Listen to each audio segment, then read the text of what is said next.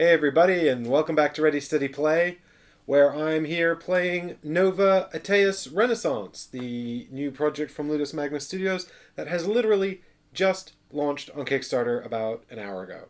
So I had the great benefit of being commissioned to make their rules video for that campaign. So I've got a prototype copy of the game. So I thought, why don't we sit down and play it, seeing as how I'm having a Tuesday game night today. Hey Haggers, thanks for joining me in chat. And Viron Data, you were here on time. Thank you for doing so.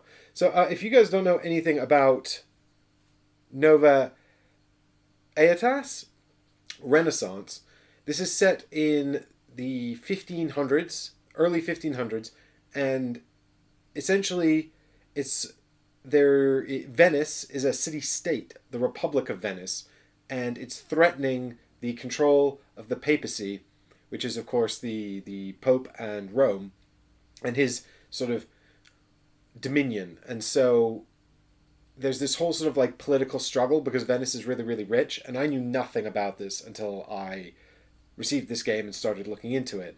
And it was actually really interesting. And so what they've done is they've taken that period in time and they have given it a fantasy theme, so that it's sort of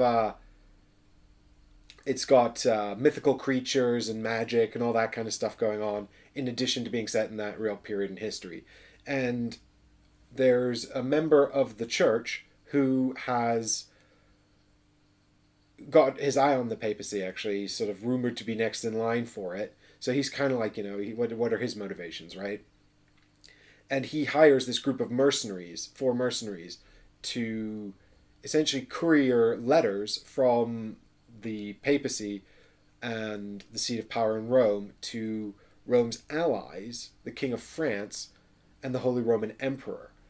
And the Pope is allied with them in order to try and combat the threat of Venice. So there's this huge sort of like political backdrop.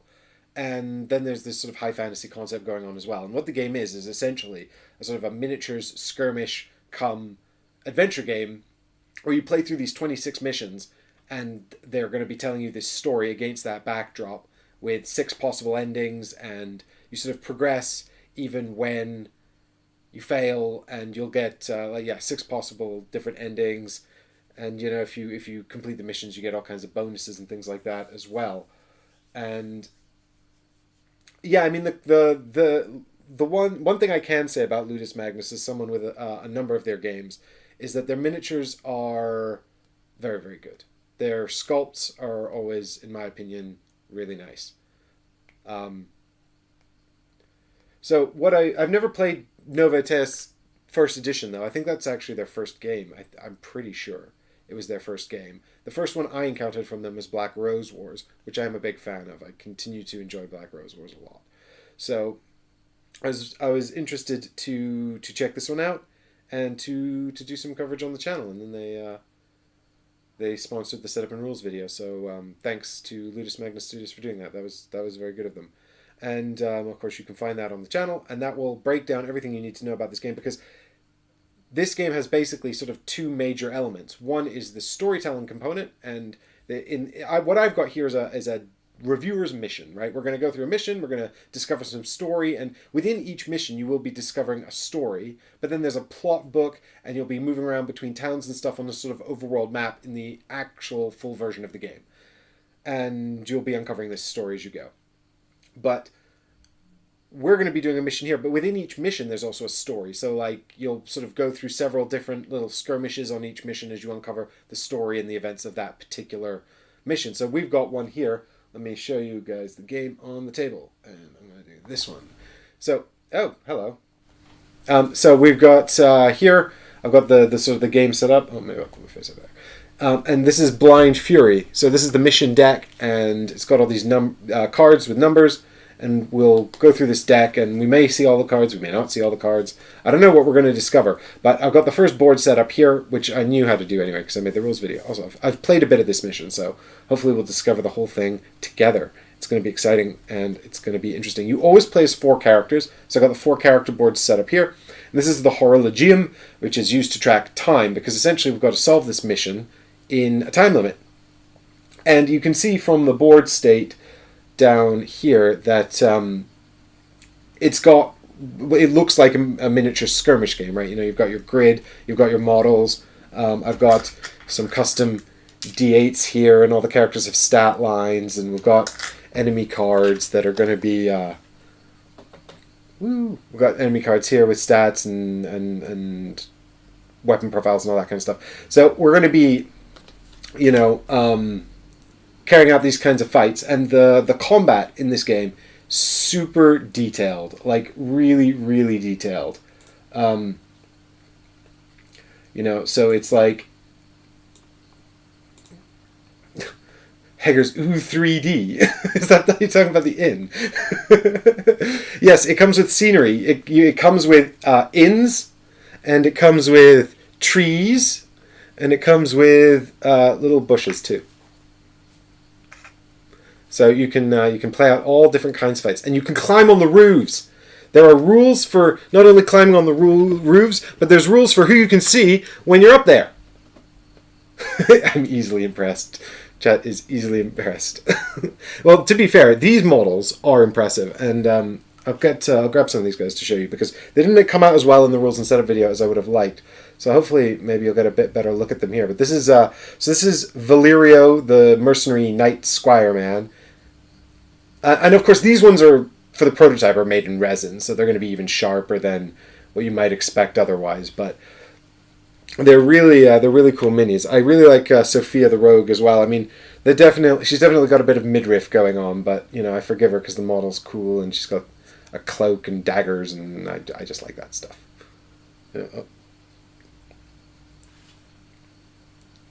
I remember the old. She reminds me actually kind of like of a character from like the old Thief game.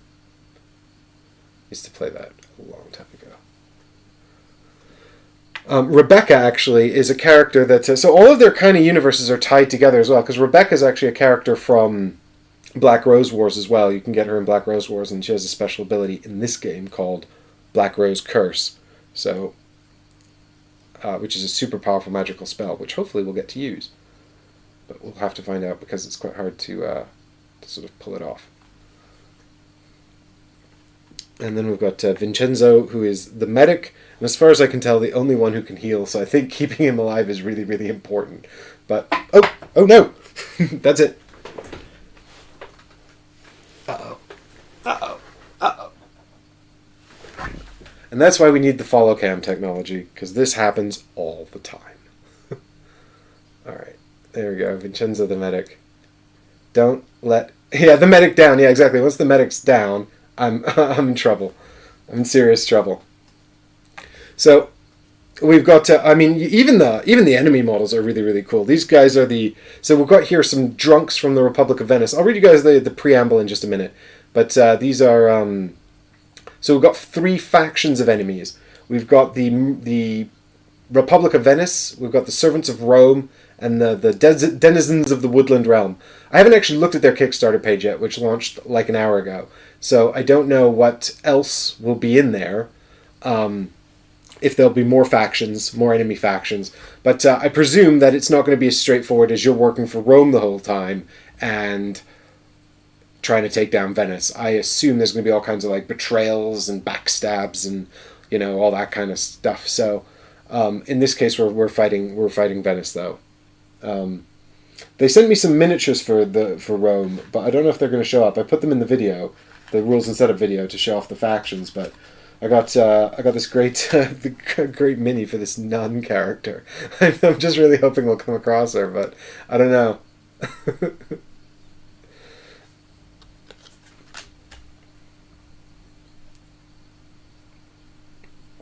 Well, Eddie, I think you were in the right place to find out whether this is a game for you. I also recommend checking out my rules video, because it's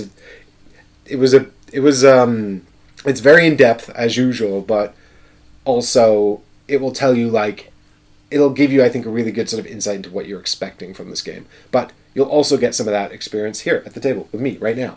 So why don't we go over here, and I will read you the opening story of Blind Fury. So we always take the top card off the mission deck. And then we get, so each mission will have a deck of cards like this. I forgot I don't have the component camera on here.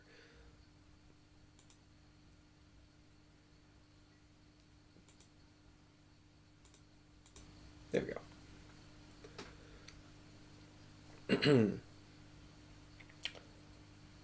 I've got, actually, what you guys can't see is I've got down here the AI chart for taking out the models. There's actually quite a lot of stuff that's not on the table right now because there's all kinds of abilities and things going on. What they've done is they've actually created sort of a facsimile of being a bit further ahead in the game for the reviewers, and they've given us a special scenario as well. I say reviewers, I mean, I'm not doing a review, I'm doing a rules and playthrough, but you know what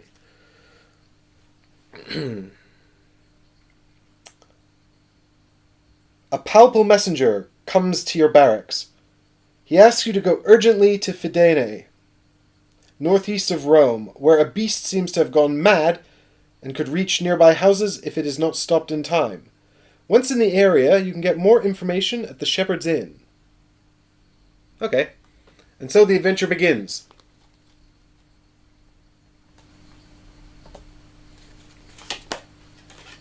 And on the back of this card, we've got the setup, which I've already done. But what you can see, what's important here is there's a few important things here, actually. We've got the starting setup for both the main board and the Horologium, which is really important. I've got like a video of just me. Oh no, I've got the cam on. This is why I don't have the component cam up here. Right. Hold tight. I don't know why I thought I should do this, by which I mean try to change my setup during a stream. Every time I go live, I have to pray to the stream gods that it's going to go live and actually work, you know, and then I insult them by trying to change things while I'm live. So we've got the starting setup here, which shows both boards. And it says start time is 12 o'clock, not 12:30. That's a little misprint. And end time is 4 o'clock. So I've got 4 hours to complete this mission. My victory conditions are, I must defeat the threat by the end of the mission time, and I will lose if I do not defeat the threat by the end of mission time, or if 3 of my heroes are knocked out at the same time. So I've got 4. So if 3 of them go down, then game over, man. When you arrive near the inn, a group of drunken, tattered outlaws demand tax before you may pass. You must defeat them before continuing on your mission. So I'm going to have to take out the Stradiot and the Hark Brazier. Now, there's a little 3 heart here, and I had to get clarification on this because I was like, this could be really, really difficult because these guys are actually quite elite troops. You can tell from the little double stars in the bottom left-hand corner there that these are elites rather than regular soldiers. And they have 6 hit points, which we can see on the bottom of their stats on the right-hand side.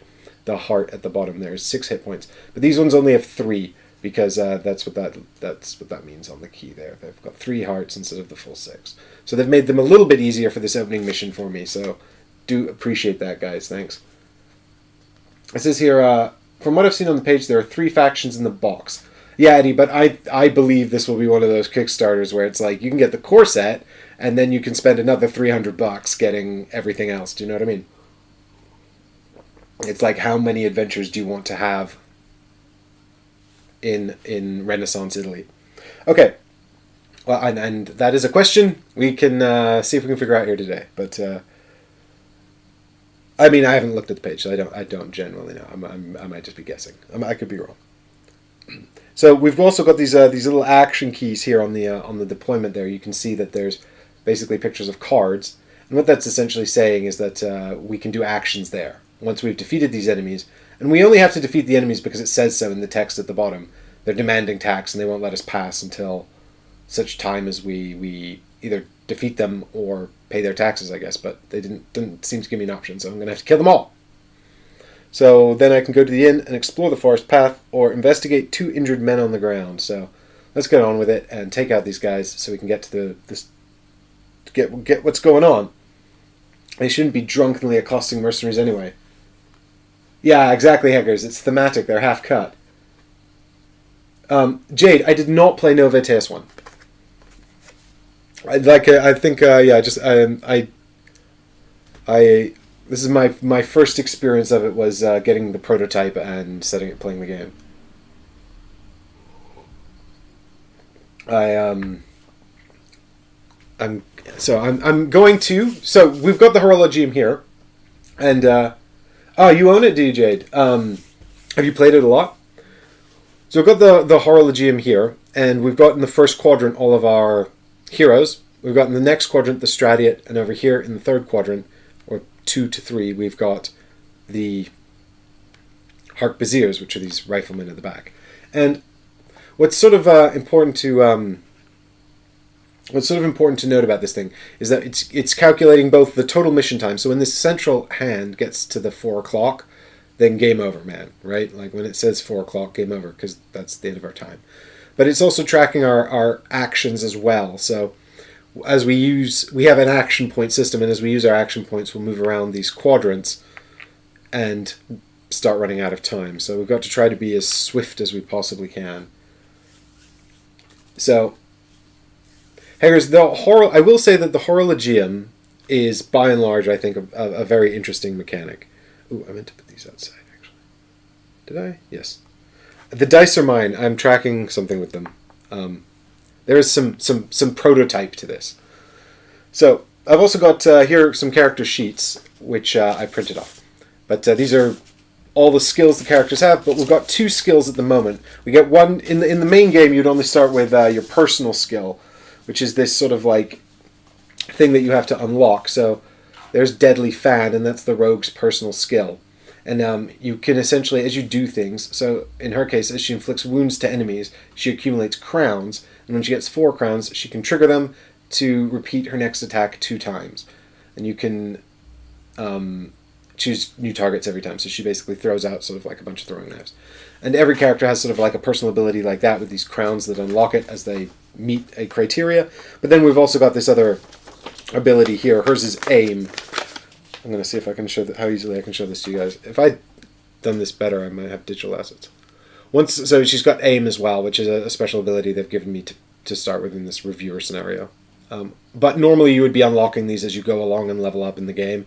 And you can sort of choose which ones you want and flesh out your character as you go.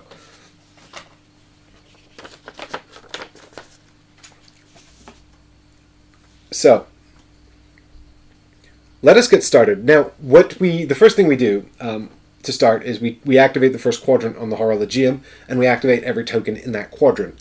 Or rather, we activate all the tokens in the quadrant, and then we check the order of their activation based on their rapidity. So we have 5 statistics each. We've got rapidity, precision, might, mind, and health, which are all, I think, fairly standard skirmish game style characteristics, but in this game, the way they work in this game you'll discover as we go along. But right now we're checking rapidity, our top stat, and rapidity is how fast you move and all that kind of stuff.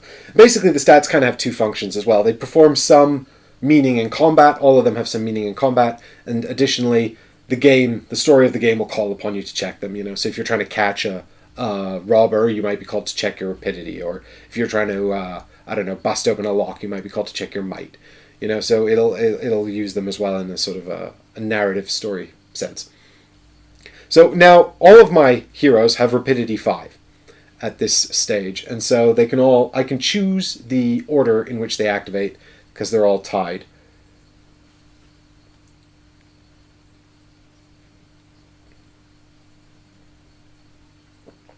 I hear you, Jade. I hear you in chat. So what we've got here is basically a situation where I'm sort of like trying to decide what my strategy is, and I think what I'm going to do is basically just charge. There's this whole sort of mechanic where once you get next to an enemy, you get engaged with them, and it's quite risky to break away. So you kind of just have to beat someone down in order to get away safely, because otherwise they'll just whack you. And if you get whacked in close combat, the knight on the end here, Valerio, he can take a hit. He's pretty good at resisting hits, whereas the mage Rebecca, if she gets smacked, she'll probably just die. Uh, so we've got so what's going back just quickly to the Horologium. If we activate, say, Valerio first, he'll have up to 5 action points he can spend because you have a number of action points equal to your rapidity as well. So he acts at rapidity level 5 and has 5 action points to spend. And I have to decide how he's going to spend them on a menu of basic actions. So I can move, I can attack, I can pick up items, I can use items, I can throw things around and use skills. I can't climb buildings, but the rogue can because she's got a grappling hook. That's one of her things. And, you know, she could throw this to someone else. Like, I could activate her first and give the grappling hook to someone else, and they could climb the building, but I think that's fine. Sophia can go and climb the building. So, the Stratiots are tougher, but the Harquebusiers, they do a bunch of damage if they shoot you, which we want to avoid, but yeah, like I said, there's I think this is kind of a tutorial scenario, so maybe we just charge ahead and see what happens. If I don't move, they're going to come and attack me, which might be preferable. Actually, do you know what? Everyone could do one action, and then we'll move on to the next quadrant and activate that quadrant, which is really interesting. So maybe we all just kind of walk slowly forward, like in a menacing way. When you move in this game, you must move orthogonally. Basically, everything is orthogonal, which means not diagonally. And if you there may be skills and items that unlock sort of more flexible movements and things like that, but I have not encountered them in this particular prototype. So yeah, everyone actually moves forward, and I'll show you something interesting that happens now. So, oh no, the Stratiots are going to move before me though. So here's what I'm thinking. If I move everyone forward, then we all just tick into the next quadrant, one space. There's a rule called synchronization where basically I have to keep using actions until my heroes reach the enemy tokens, but because it's right next to me, I could just do one action. But then when this quadrant activates, we're going to check rapidity again, and the enemies are going to break ties if they have a rapidity of 5, which the Stratiots do.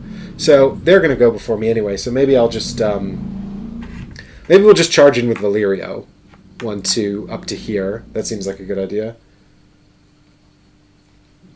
Do we charge with the medic?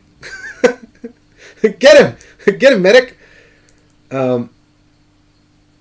I want Sophia to get in range. She's a ranged fighter. She's got throwing knives. So Vincenzo does have a weapon that he can like whack people with. So maybe that's a good thing for him to do. He also has got healing, so maybe he can heal himself. He's got this sensor, so he can hit people with that. I don't know. Let's see what happens. Let's just charge. So I've moved both of these characters 3, and I should be keeping track of the Horologium. Keeping this up to date is super important. So I'm going to go 1, 2, 3 with Valerio for 3 spaces of movement. Now, I've got 2 more action points that I can spend. I don't have to spend them, though, because I've bypassed an enemy token. So long as I've bypassed the closest token when I started, then I can use as many points as I want after that.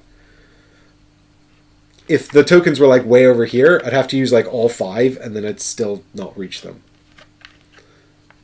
But I'd be forced to use all 5.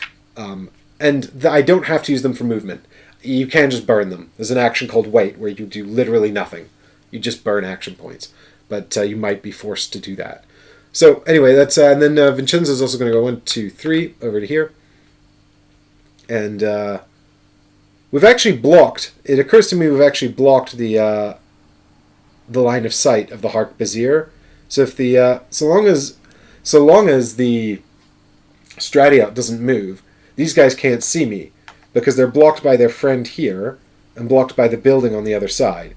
So that's good. I guess I didn't think of that.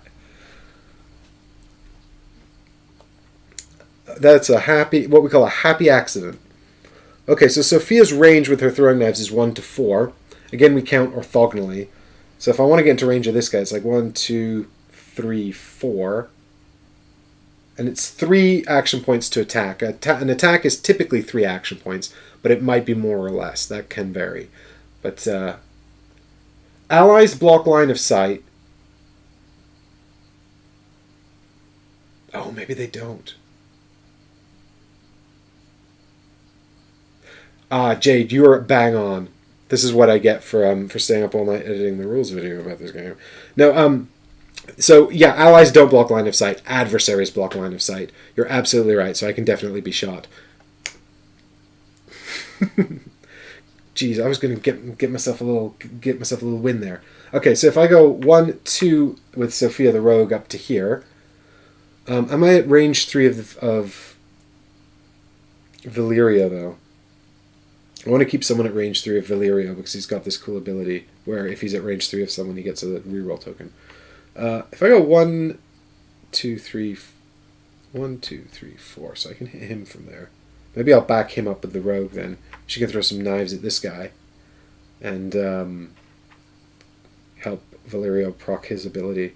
We could feasibly move 2, but I don't see any point in using actions unless we need to, because every action point we use is going to move us further along the Horologium. We need to be thinking about how, even after the combat, we're still going to be needing time to complete the mission.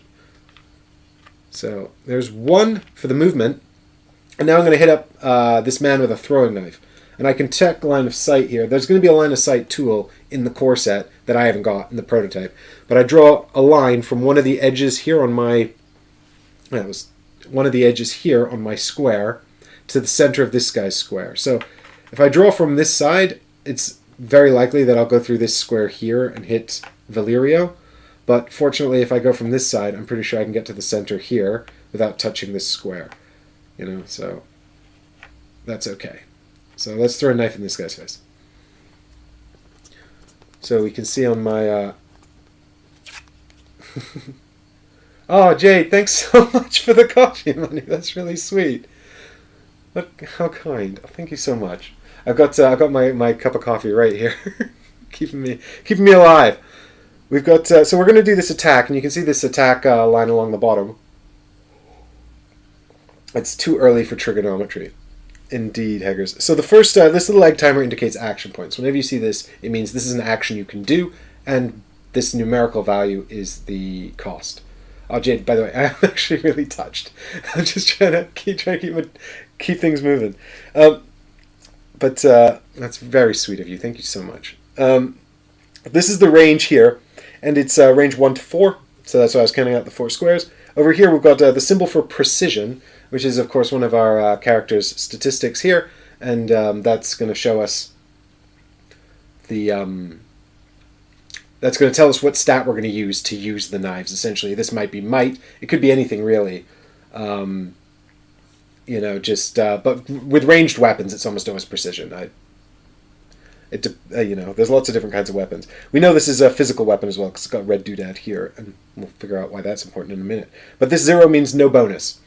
It's just, you know, straight up our statistic. So pluses in here would be good, minuses in here would be bad, making the check easier or harder, the check we're about to do when we throw the knife. And this little figure here just means this targets enemies. You know, don't throw the knives at your friends. And at the bottom here, we've got a little bonus symbol here that says if we roll any moons, we get +1 wound. So on the d8s that we're going to check with, there are custom symbols. And what's really interesting about the moons is that they only appear on the 1. So it's a d8 that we're going to be using for checks. And we want higher numbers to be successful.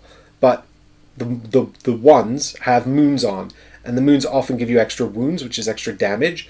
So it's kind of like even though you failed to hit, you get an extra wound anyway, which is really interesting. Yeah, so actually ones with the throwing knives are good. And when I practiced this, I failed to get a moon at all. At all. So anyway, we're gonna throw a knife into this guy. He's too he's not obeying the rules. So here we go. 1, 2, 3. Seems like a rather violent course of action, but in any case, it might have been better actually to use my aim ability and prepare for a better attack or something. But I wanna do knives. Show me success. Oh, right. What do I need to roll? So if a check, so I'm about to do what's called a check, where I throw dice, and I'm going to throw a number based on my stat. So you guys can't see because the camera's way too far away. But this is the precision stat for Sophia, and it's a 3. So I get 3 dice because her statistic is 3. That was, and we might have more or better, more dice or less dice based on two things. Whether this cube is advanced along this track, and different things can advance the cube, or whether it's in a penalty spot, and also whether or not the throwing knives had a bonus to the stat, which they don't. So now I'm going to check the strat out here, and we know this is a physical attack, so we're checking his right-hand column again, and the shield here is his physical resistance. So that's kind of like representative of his armor or his ability to dodge when he's being attacked physically. So it's a 6, which means I need 6 ups to be successful. But we also know that if I roll any moons, I'll do a wound. But that only comes into effect if I do at least one wound with a successful check. So I need 1 6-up, and then either more 6-ups or 1s. So let's see what happens. Woo! What did I get? I got a 5, a 3, and a 1. Damn it! I missed. This is, I feel like this is the story of, I don't know if you guys can see the dice a bit better down here. I feel like this is the story of Sophia's life, you know? Like, when I was practicing with her before, she missed every single time, and I was really hoping it'd be different. I was hoping it was maybe just like one of those things where it's like just a sort of a bad luck streak and you start to get superstitious about it. But I think maybe she's just really bad at throwing knives, and it's her only weapon. I'm going to have to use aim next time. Okay. So, one character left. It's Rebecca the mage. And Rebecca's got a mind power. I'm trying to decide if it's better to sort of like focus fire this guy over here, or if it's better to hit this guy over here. The thing is, I'm going to get to the point here where all of these guys are going to activate, and these two are both, I think, going to hit Vincenzo, which is bad. I don't want him to take like a million hits, so maybe I should get a bit closer. I agree, Jade. I think focus fire is better. But maybe I'm focus firing the wrong enemy. Maybe I should be focus firing this guy so Vincenzo doesn't get completely murdered. Of course, maybe he can just heal himself on his turn. Fingers crossed, right? Maybe he could just look. He's the medic, right? So let's see. We've got a range of 5. 1, 2, 3, 4, 5. So we need to get at least a space closer. Rebecca's squishy as anything, so we'll maybe just move one across the deployment zone. 1, 2, 3, 4, 5. Yeah, we can blast that guy from here. All right, we've got line of sight from here to the center of his space, so let's hit him up with our spell. Spells work a little bit differently to... Oh, I could get an advantage token. I used 1 action so far. And you guys are going to have to help me with the Horologium here, because otherwise I'm going to lose track of what's going on. But spells, so I got this energy shard, which I can stack up little tokens on, and then eventually set it off and get a bonus for every token on it. It's an action point to put a token down. Advantage is really good. It just gives you an extra dice when you test. So we've got here the Arcane Bolt, which is a bit different to a throwing knife. So you saw me trying to get successes with the throwing knives. Every success I had would have been a wound.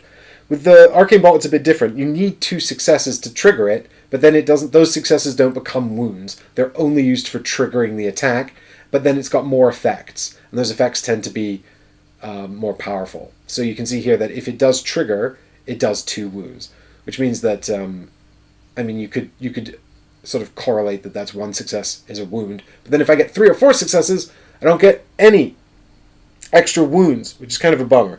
But then it's got long range, and also it's got the moon thing on it as well. And hopefully Rebecca will be better at this because she's got a mind statistic of 4. So this is a mental power, which we can tell because it's got a blue diamond here instead of the red circle. So blue diamonds for minds and red circles for physical. So you're going to resist. The enemies are going to resist this differently as well. And I think the Stratiots are a bit weaker against this, actually. Yes, they are. So they need 5 ups. And I need 5 ups for success instead of 6 ups. So this is more likely to do some damage. Ideally, what I really want here, which would be great, would be 2 8s and 2 1s. Or 2 5 ups and 2 1s. That would be 4 damage. That would murder this guy. They've got 3 hit points each instead of 6. So what did I get? I got 3 4s and a 2.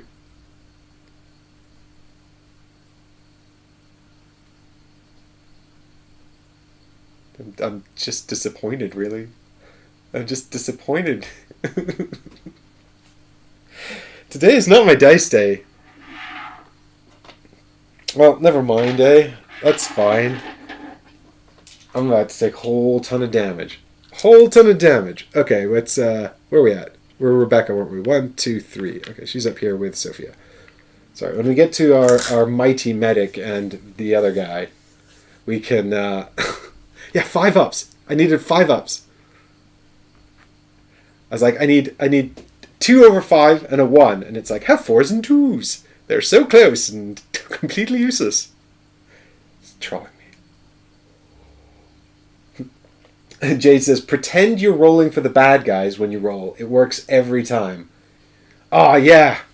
Eddie's right. I didn't notice my arch nemesis. Door! He's looking at me funny and cursing me. God damn you, Door. How could you? The Door's like, you'll never defeat me and my minions. Okay, so now that the quadrant here is empty, we're going to tick on the little minute hand here to the next quadrant, and we're going to activate everyone in the quadrant, which is the Stratiots. So the Stratiots will activate. There's a phase where things trigger at the beginning, but we don't have anything to trigger, so we're just going to move straight to activation.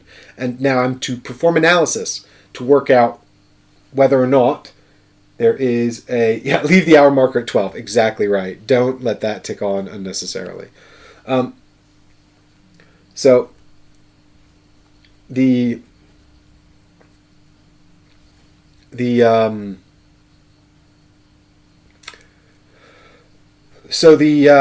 what was I saying? Yeah, so there's a sort of a be bad rule, right? When you're activating the enemies, they have to do the worst possible thing for you that they can do. Essentially, you're role-playing being the villains, and you want to try and sabotage yourself as best you can. So if I were to, I would sit here and think which of these guys activating first is worse for me, but because it's kind of equal, basically they're both just going to hit the other guy, right? So these ones are just going to hit, this guy's just going to hit Vincenzo, and this guy's just going to hit Valerio. They're not going to move or anything, so it doesn't really matter the order we go in. So I'll show you guys Valerio first. I think that'll be a bit more dramatic. So I say more dramatic. It'll be more dramatic to do the squishy medic after. So these guys are going to activate, and they follow this chart, which I've got here. And we can do it without the chart for the sake of example. But they've got what's called a command area. So if you check out their stats here, that's the second stat down. It's a stat that's unique to enemies. Or control area. It's called their control area. And this is 3 spaces. So they start by checking oh,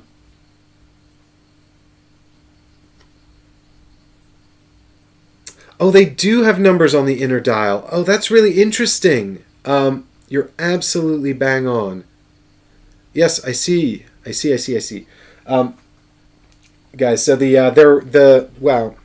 So I was playing this game where I'm using the Horologium here, and what I don't want is for this hour hand, which is in the middle, to get to 4 o'clock. So I was keeping it up here, pointing at 12.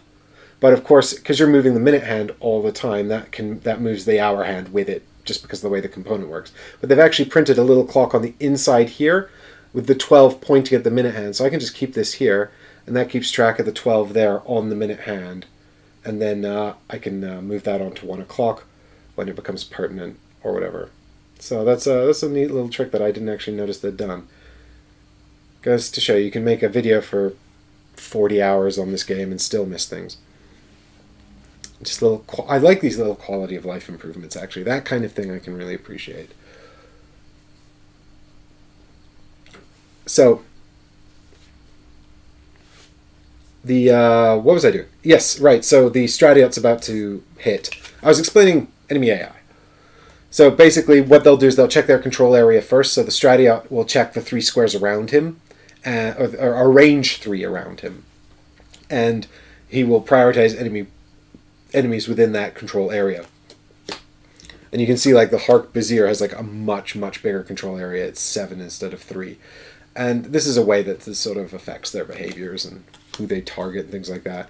At the moment, this guy's only got Valerio in his control area. Additionally, Sophia actually has a hood that even removes her a bit from control areas, so she's kind of hiding anyway. So he doesn't see anyone but Valerio. So we don't even need to bother with the rest of his behavior. He's just going to smash Valerio, because that's his only target, and he doesn't need to move.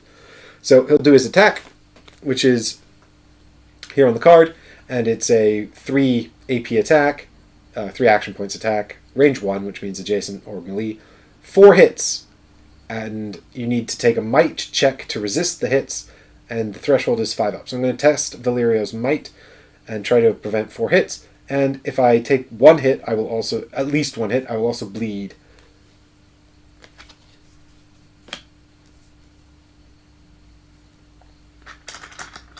So here we go. Valerio has a... Oh, do you know what I forgot to do? I forgot to give Valerio his status tokens. What a fool I am. This is really important. So when you activate, there's a refreshment phase at the beginning of your turn, and Valerio should have had some tokens which are going to help him to survive this. Nobody else gets any status tokens, but Valerio just so happens to get a reroll token if he begins his turn at within range 3 of an ally, which he did. So he's got a reroll token, and he can use that to reroll a die during a check. And he also gets on his shield a defense token, which can be used to prevent a wound if he takes one. So you can block a wound with that as well. So that goes down on his shield there.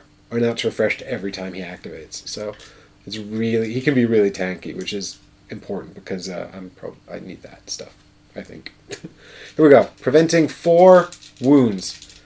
Come on, Valerio. 5 ups, 5 ups. You can do it. What I got? I got 2 1s, a 3, and a 6. Oh, man. This would have been great if I was Sophia chucking knives. God damn it. That's 3 damage. Alright, so I'm going to take 3 damage instead of dealing 3 damage with knives. Okay.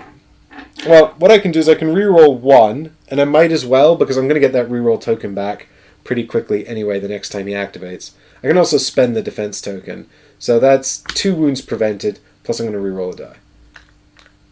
Yeah, this is true.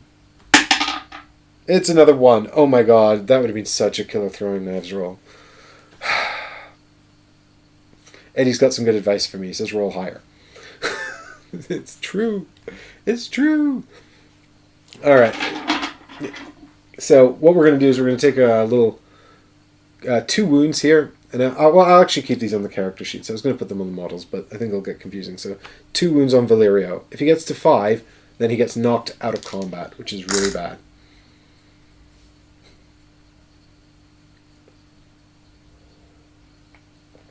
Thanks for hanging out, Volkira, and have a good night. Right. So we got to do the other strat yet. So Vincenzo's might is actually 3. So he's got 3 dice, but he doesn't have all the nice tokens. So I just need him to roll well, basically. Which is fine, because, average has got to average out at some point, right? Bam! I got a 5, and a 3. Which is actually not bad. He takes 1 wound. That's actually pretty surprisingly good. So I'll put just 1 little wound token here on his character sheet there. Oh, come on. Okay. So that's the Stratiots activated, and then we can go ahead and so when they're done at the end of an enemy's activation, when you're finished with the whole group, they move around the Horologium equal to their entire rapidity. So because different models in the group might be using different amounts of action points, they always move their full amount at the end of the group's activation. So 1, 2, 3, 4, 5, and then the clock ticks on. And now we're going to do the Hakbazirs. And they're just going to shoot the same people. Oh my god, poor Valerio. Valerio, I need you to murder someone. God, I need anyone to murder anyone, actually. I was just looking at the Perliums, which are these things, which track how much our enemies hate us. And I was just thinking, did I miss updating one of those? It's like, no, they go up when I hurt my enemies, and I haven't done that. So let us start with this one here. So he's got an action. He's got a control area of 7. This guy. So he is going to see 1, 2, 4, for Valerio. He's going to go 1, 2, 3, 4, 5. Now he only has an effective control range of 6 for Sophia because of her hood, but she's within 5, so he sees her. And then 6 to Rebecca, so he sees all 3. So now he's got to make a choice about who he attacks. He's going to attack the person with the highest threat value, which is what we're tracking on these little dials here, but nobody's got any threat value yet because we haven't done anything useful. So instead, he's going to prioritize the person who's taken the most wounds, which is, of course, Valerio. So he's going to hit Valerio for 2 damage and 7 ups to prevent it. And he's also going to take a little reload token here because these rifles are quite chunky to fire. Now, they're also piercing, so actually the defense token I spent to prevent a wound from the Stratiot, I couldn't use against this guy. You can see here. And his minimum range is 2 as well, but...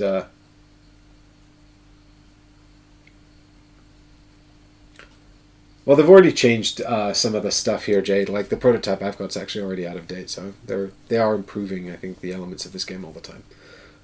Or working on them. I mean, you know what I mean.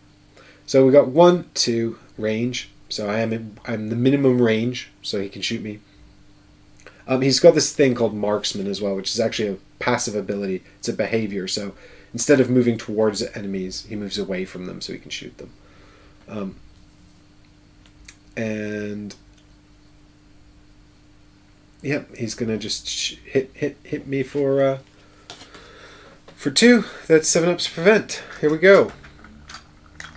Come on, Valerio. I believe you can do it. I believe you can do it, because numbers have to average out. I got nothing. He takes another 2 wounds. Shortest live stream ever. Looks like I'm getting an early night. Alright, 1 more hit and Valerio is knocked out of the combat.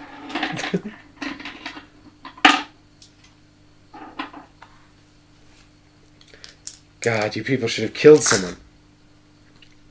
This is a problem now as well, because the medic's actually engaged, which is probably a strategic blunder on my part, but let's not discuss it. So now it's the other Harpazir who can see everyone as well. Now what's interesting... Oh, Vincenzo's got a wound, so he's going to target Vincenzo.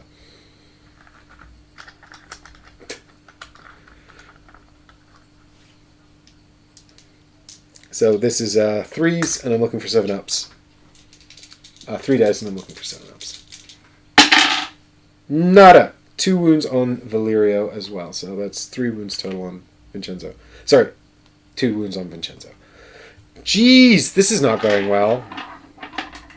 I've blown it. Okay, Vincenzo literally can't go down. I need to send someone over here to distract these people. Because he's the medic. If he goes down, I'm boned. So, 1, 2, 3, 4. Don't forget the reload token.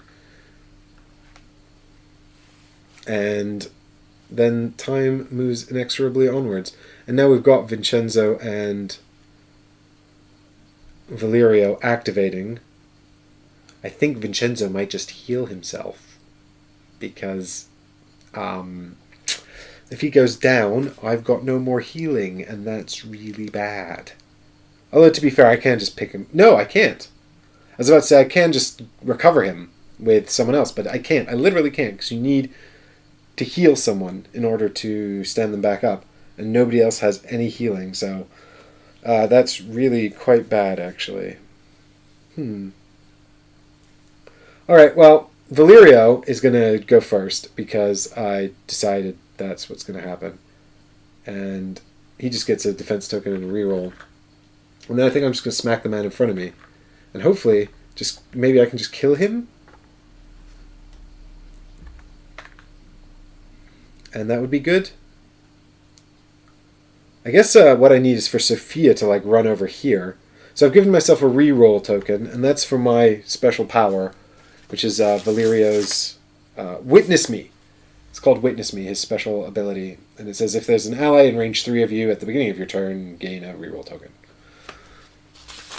Everyone's got these sort of special powers as well that they can use, but I'm not having much luck with it. So what I need, though, is to kill these people pretty quickly so that I can save my healer.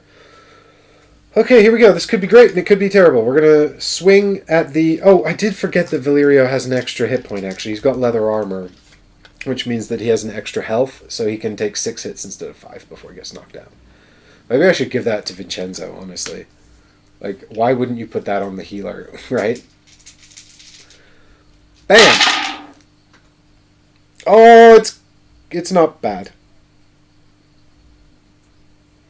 So it is 2 wounds. There's no bonus wounds. I'm tempted to re-roll one, because if I can get 3, he dies. I need 6 ups. So the chance is not... The odds are not good. But I've got 2 7s. And these dice are actually really hard to see on this camera. I do apologize. I've got 2 7s here. A 2 and a 1. And if I can get 1 more wound, then I can kill him. And that would be great. I mean, I could blast him with the mage, but I really kind of want to kill one of the... I really need these 2 to distract this man so that he doesn't kill Vincenzo. Because that would be really bad, and then the stream would be over, and we would all go to bed early and wondering what might have been. So, I'm going to do it. I'm spending the reroll token. It might make no difference. But the best defense is good offense. Yeah! It's a 5. Damn it! It made no difference. So, the enemy takes 2 wounds, and I have an obligatory action called...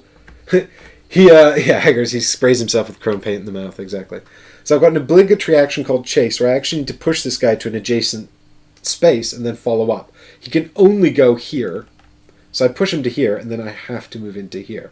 Which is actually not terrible, because now I've kind of tracked the Hark-Bazir behind the building. He can't get out, and if I push him back, then he'll be stuck there, and he won't be able to shoot, because he has a minimum range. So that's good. And I've only used 3 action points as well.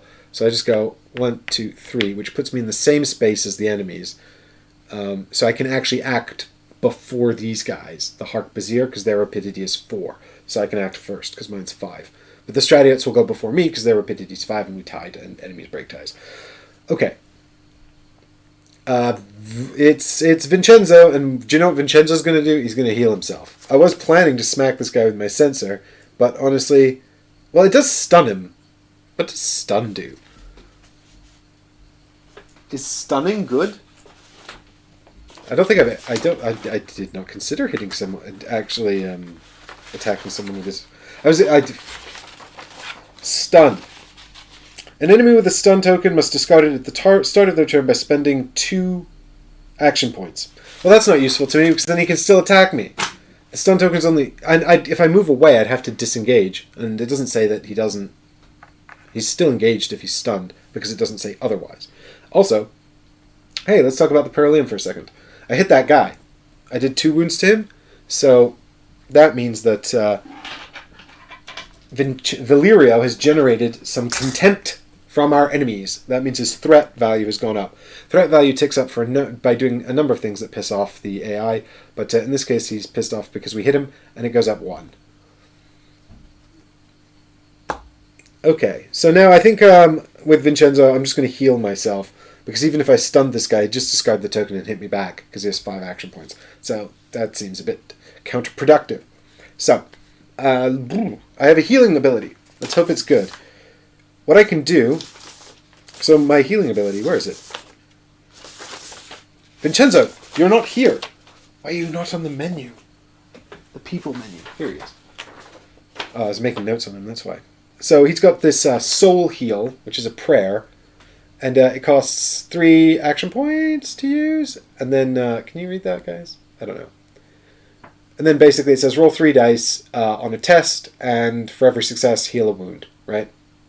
So because it doesn't actually give me a threshold, the threshold is 5 up. And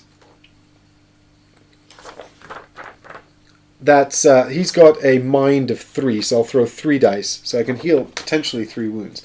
But I've also got this ability, this little sacred relic here, which allows me to, for 2 action points, bless myself, which means that I can spend the bless token when I'm testing and increase the threshold. or rather decrease the threshold, make it more likely to activate. So I could make the threshold 4 ups instead of 5 ups. So a 5 up on 3 dice, I heal 1 or 2 hit points. 4 ups, it's probably still statistically about the same. And I'd spend 2 action points to do it, which is probably not... Where's my Surgeon's Kit? Here it is. The other thing I could do is spend the 2 action points to activate the Surgeon's Kit, which is another healing device where I'll basically throw, and if I get 1 success, I heal 1 wound. I mean, if I get any successes, I heal a wound. So maybe we'll do that. Maybe we'll use the standard healing prayer and the Surgeon's Kit as well to try and just get ourselves back up to full health and hang in there as long as we can. That seems like a good strategy. I'm going to do that. All right, so this is the... First off, the Soul Prayer. And my Vincenzo's special ability, Divine Cure, which is good if you can get it, will trigger when he heals more than 2 hit points at a time. So if he ever gets to do that, we would get a crown, which I'm marking with these little d6s, but I'm sure they'll have some official paraphernalia for that in the main game. And the final print. Okay, here we go. Vincenzo, healing himself. Hang in there, Vincenzo. You can do it. Yeah. What did I get? Oh my god, I got a 1, a 2, and a 4. I healed nothing. Oh, this is bad. Oh no. Oh no. Alright. Let's see if we can heal 1 hit point with the Surgeon's Kit. Vincenzo. Come on, man. Nope. That's 4 more failures. I needed 1 die over 5 on 6, and I got nothing. Jade, yeah, I'm rolling D4s. 2 D4s stuck together with glue. Oh my god. Okay. Jeez Louise. Alright, we need to do something about this. So now I'm presented with an interesting tactical situation. I also just blew through 1, 2, 3, 4, 5. I just blew through 5 action points. So basically, I mean, the good news is Vincenzo has 0 threat because he's a complete failure. So if I can just get 1 threat on either of the ladies, the enemies will realign targets. Now, they're pretty squishy, so I don't want them hanging out there for long, but I also don't want him to die because he's the only one that can heal anyone. So we'll move along the minute hand, and really what I want is for everybody to go and attack this Stratiot. I mean, I'd like to do 1 more damage to that guy and kill him, but to be fair, if I can get... Oh, to be fair, if I move Sophia here, I can kill that guy, which would give me loads of threat, and this guy would actually come over and hit me because I'm a bigger threat. That seems like a plan. No, he wouldn't see me here because I have my hood. Damn it. the hood is hurting me. And if I move within his range, I'm still got range on the other guy, 1, 2, 3, 4, but then I don't have enough action points. That's a bugger. Yep, I guess we just have to try and kill this guy. She won't do it. She's terrible. But we'll do it. We'll go anyway. We'll go 1, 2, 3. Oh no, I can't actually get in his threat and attack. Okay, I'll tell you what, before we decide what we're going to do with Sophia, let's go ahead and activate Rebecca, because if Rebecca can draw his attention, that's better. What we want is to put her somewhere... I mean, the thing is, because he's got 5 action points, we can't be within his control zone. We can't be within his control area and not get attacked by him. So he's always going to prioritize the people that are closest enough for him to attack, because his control area is 3, and that's just how it works. Oh, who hit me? I should have bleed effects. Jeez. I forgot about the bleed on the Stratiots as well. I think that's an additional wound on Valerio and Vincenzo. Yeah, it is. Oh, this is bleak. But do you know what? I got my chat here hanging out. So a bleed effect. They didn't actually send me any bleed tokens. I had to make my own. Where'd they go? I think they're in the box. Oh, did I put them in here? Oh yeah. The good thing about having lots of board games is that you got lots of spare tokens, like these. These are my bleed tokens. So basically, when you take a wound from someone with who does bleed, you stick a bleed on your character, and then at the end of their activation, they take a wound. So it's essentially like a sort of a telegraphed wound, like you know that that's going to happen, so you have to try and heal or do something about it. But there's one more wound for Valerio and one more for Vincenzo, and I'm in really big trouble. So, yeah, so what I really need is for Rebecca to threaten this guy and Sophia to kill that guy. Or else this is going to be the shortest stream known to man. So let's go 1, 2, 3. Actually, I can only move 3 and then I can't attack.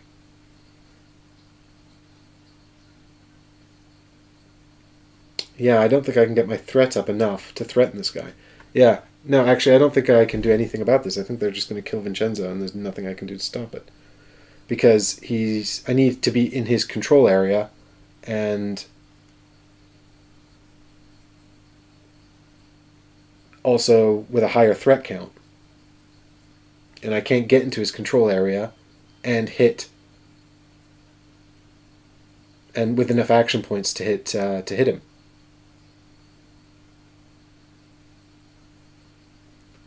Attack the guy that's on... Well, I'm trying to save Vincenzo, though, because if Vincenzo gets knocked out of combat, then I'm in serious trouble.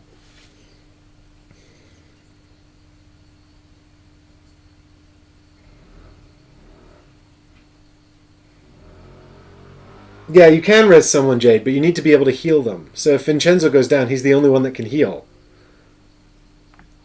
And then I've got no one that can heal. Unless there's an action that they didn't list in the prototype rulebook. But I think that, yeah, I think that I need to kill this Stratiot. Basically, I need these two to kill that Stratiot, and if they don't, I'm done.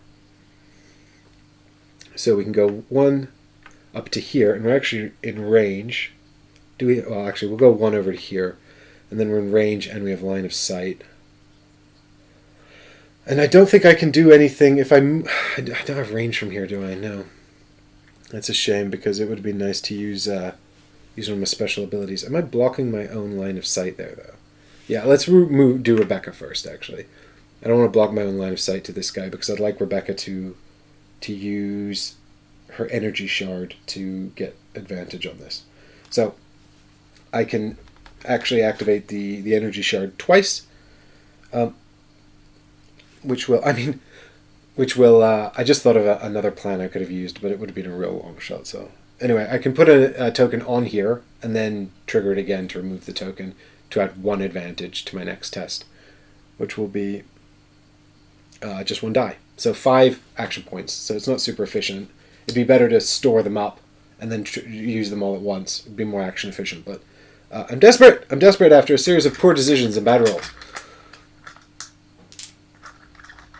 Heroes don't block line of sight for one another. That's right. I literally said that earlier and then had to remember it.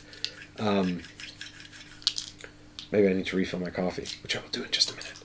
But first, magic spell. So we're going to go 1, 2, 3, 4, 5. And we're going to throw 5 dice into this Stratiot and hope for a couple of high numbers and then a bunch of ones.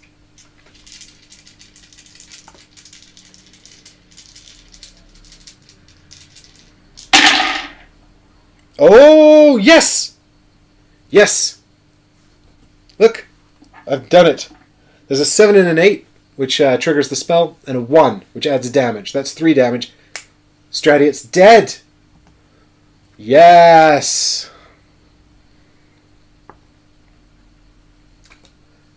And the cool thing about that is we get a Pecunia loot card.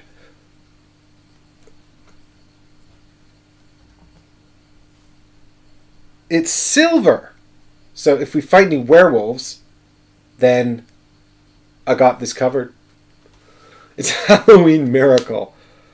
It sure is a Halloween miracle. Yep.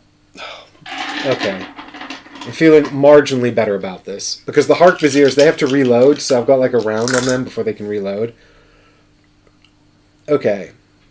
Well, then I think Sophia just needs to take out the other guy, right? Wow, good job, Rebecca. I need to put your dial up. So her threat value is going to go up to 2. It goes up 1, 4. Actually, it goes up 3. Yes, I'll tell you why. It's going to go up 1 because she wounded a guy. It's going to go up 2 to 2 because she killed a guy. And it's actually going to go up 3 because she did 3 damage, which is technically a critical hit, and I should have dealt an extra damage. If you deal 3 or more damage in a single hit, that's a critical, add 1 more. So that was actually 4 damage, so that's another threat on the Horologium for Rebecca. And because she successfully casted a spell, she also gains a crown. So I'm going to put the die on her portrait there, and that's 1 step closer to the Black Rose curse, people. Okay. Well, now I'm feeling a lot better because Vincenzo's not in immediate chance of death. So I think with Sophia, maybe we just take care of the other Stratiate then. She can trigger her aim ability for 2 action points, which lets her get advantage on her next attack. For 2 action points, she can have 1 advantage. For 3 action points, she can gain 2 advantage, but then she wouldn't be able to attack this turn. So, 5 action points gives her advantage on a ranged attack. 1, 2, 3, 4, 5. So she's over here in Libra as well. 4 dice with the throwing knives into this man at the back. I only need 1 damage, but I'm just not taking the risk. I could just use the 3 dice, but we all know how that goes. I just need 1 success, his famous last words. Alright, here we go. I got 2 6s, so that's 2 wounds. He takes 2 wounds and dies. Ha! Just like I planned it all along. So, so that's another threat for Sophia on the Horologium as well. And oh no, I'm outside of range 3 of Valerio though. He's not going to get his reroll. That was stupid. Okay, never mind. It's not a big deal because we will see in a minute why. But now we're done here. So this is going to tick all the way around. Bing! To the Cancer quadrant. And we've got Valerio and Vincenzo activating again. And they activate before the Harquebusiers because they've got faster rapidity. So I guess I'm just going to turn around and hit this man. So I don't get my reroll token though because I forgot to get someone in range 3 of him. But I also forgot that last time I should have got a crown because I wounded a man, and Valerio's perfect strike gains crowns when he hits people. So crowns is like I said, it's a unique resource that is gained when your hero does something that's particular to them. Rebecca wants to cast spells, Valerio wants to do wounds, Sophia also wants to do wounds, and Vincenzo wants to heal more than 2 hit points, 2 or more hit points at a time.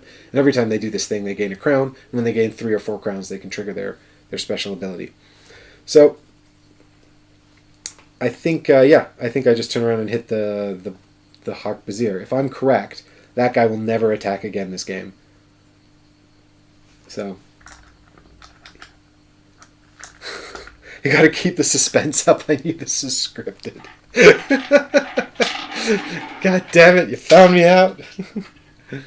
All that time I spent scripting these playthroughs. What was it? I remember. I think that was a long time ago. We played Dead of Winter, The Long Night on the channel with a couple of friends of mine, and I was so excited about it because I really like trader mechanics and stuff like that. It's one of the reasons I like Nemesis so much. It's the only reason I like Nemesis so much. And I rigged it so that the odds of not having a trader were so low, and there still was no trader. It's such a bummer. All right, this is Valerio hitting the Harquebusier back here. Here we go. What we got? We got 5, 7, 5, 5. His physical resistance is 5, so he takes 5 wounds and is eviscerated. Okay. Well, that's just happened. So he takes the 4 wounds for the 4 dice, and then he gets an extra wound as well from the critical hit. So that's going to be 3 more points of threat for Valerio. So he's going to go up to 4 in total. He was on 1, so he's going to go up to 4 on the Horologium here. And this guy is out of town. I was actually not expecting that to go so well, given my track record. And that's a 3 for Valerio. 1, 2, 3. So I think what I'm going to do is march him over here to threaten this other guy as well. Anyway, I've got 1, 2 spaces of movement left, so there we go. Alright, and then Vincenzo, I think, might back away. I mean, if I can get this guy... Actually, no, the safest place to stand is ironically right here. Huh. Alright, so it's Vincenzo's turn, so he'll just move into here. And then I guess he'll try and heal himself. I should smack that guy, really. But, in fact, I will. I'll just smack him. There's no reason not to. It doesn't make any sense to do anything else. So, that's going to be 3 dice. Yep.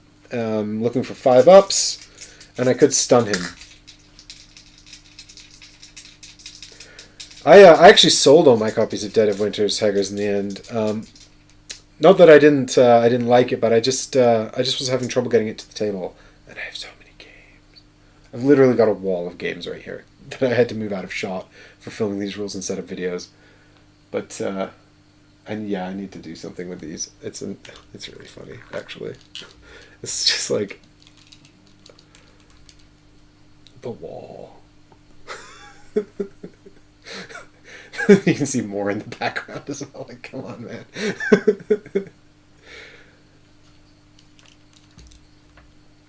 All right. What are we doing? We are.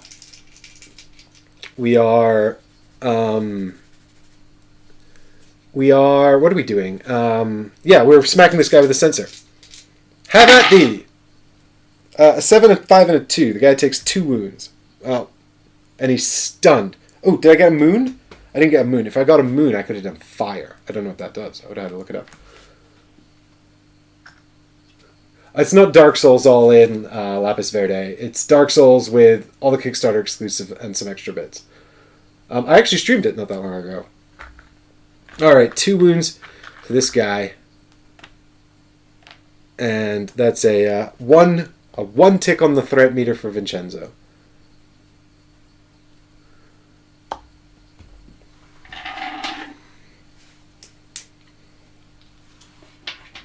Yeah.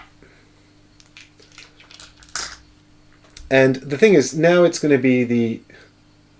Yeah, exactly, Haggers. It's, well, actually, what I need is more space, really. I've got lots of Cadillacs. That was 3. 1, 2, 3. I think I'll leave it there for Vincenzo because I'm going to want to do some healing when this guy dies. So it's actually the Hark-Bazir now. The thing is, he's been stunned, so he spends 2 action points to get rid of the stun, and then he spends 2 action points to reload his gun. But even if he hadn't been stunned, he would have reloaded the gun for 2, and he would have had 2 left, which wasn't enough to attack, which is why I knew I was safe. But then all he would have been able to do is back up. And he would have backed up because he's a marksman. He wouldn't have had enough AP to attack, and then Vincenzo just walks in here, and the guy's trapped anyway. His minimum range is 2, and he can't shoot anyone from there. If these guys stay out of line of sight behind the corner of the building, Bob's your uncle, so... As it stands, he's just stuck there. JH backed it. Well, Ludus Magnus will be pleased to know that. Please, let me just say, my motivation here is not to convince you to back the game, but just to present it and help you to make up your own minds about whether or not this is something you want to get involved in, or whether or not you think what I'm doing here seems to be like something you would enjoy. So, if this has enabled you to make that decision, then I've done my job. Which is not my job. It's just a thing I do for some reason, because I'm crazy. So, right, so yeah, the Hark-Bazir's just reloaded his gun, and he was stunned, so that was all he could do. And then he moves on 4. 1, 2, 3, 4. We're going to tick on over here. And now it is... what have I done? Have I done something wrong? That's Vincenzo again, which can't be right.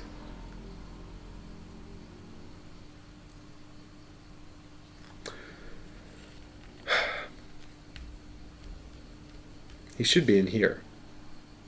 In any case, this guy shouldn't even be there. That's the strategy. He's dead. So, yeah.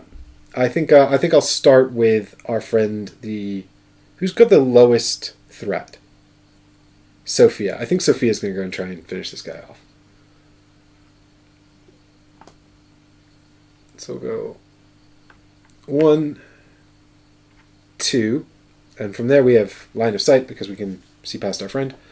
And we shall move my face out of the way, and then we shall get this guy. So I've got just the 3 dice because I moved, so I don't have the action points left to aim. And we must remember to make sure we use this one. 1, 2, to track everything. Okay. Here we go.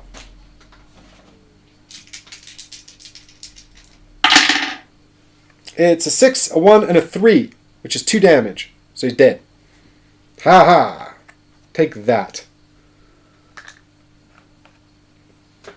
So that's 2 threat for Sophia, which brings her up to a threat of 3, which is fine because that's kind of in line with everyone else except Vincenzo, which is good because honestly we don't want Vincenzo to do anything other than heal himself. Right, and now it's that's 3 more steps around the Horologium for her. 1, 2, 3 for her attack, and we got get rid of this guy. So now the Horologium has no enemies left on it, which is absolutely fine because there's plenty of exploring and things for us to do. So let's Sophia's turn's over. I've got to activate Vincenzo and Rebecca. I'm pretty sure Vincenzo's just going to be healing himself and Valerio so that we can get our hit points back because I'm sure we're not done fighting. But there's plenty to do here as well. So maybe, chat, you guys can get involved here and tell me what you think we should go explore next. So if we take a look here at the card, what we've got is we can go to the inn. We can go in the inn there. You can see we can go into the front door. We can go to the right and the left. If we go to the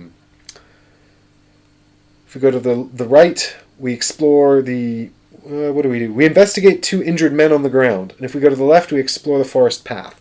So what do you think? Forest path, inn, or injured men? To be honest, probably wind up doing all 3. So it's really like, what do you want to do first?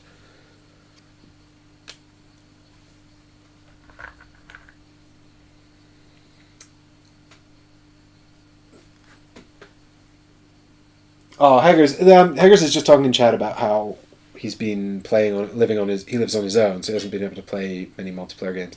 I've been quite fortunate in the sense that I've got someone in my household I can play with, but they definitely don't like to play as many games as I do. So I've been playing a lot of solo games, which is not something I actually really did before 2020.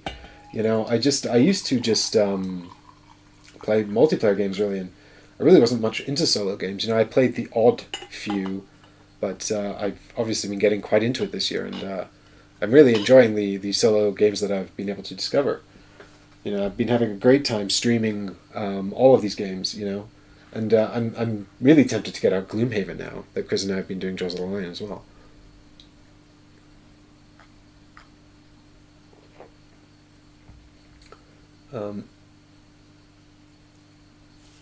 Eddie, I reckon this is probably actually pretty good solo, yeah. What I mean by that is that I don't think this would. I think on a scale of games that on a scale of what am I thinking of here? What's better solo than multiplayer?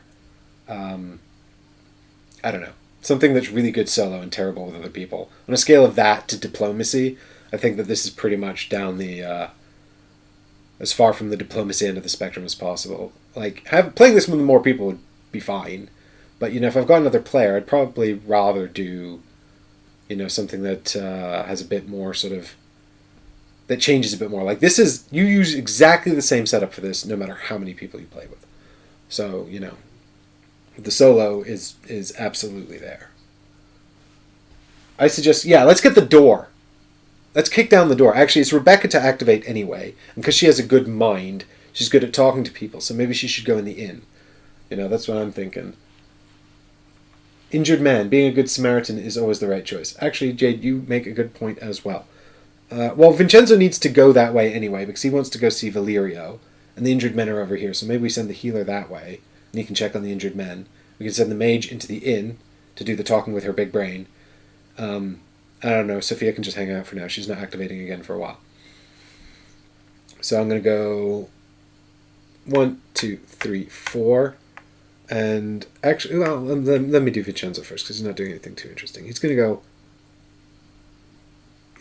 1, 2, and then he's going to try and heal someone. Valerio, I guess. All right, here we go. This is my my big heal. 3 dice, 4 ups or whatever.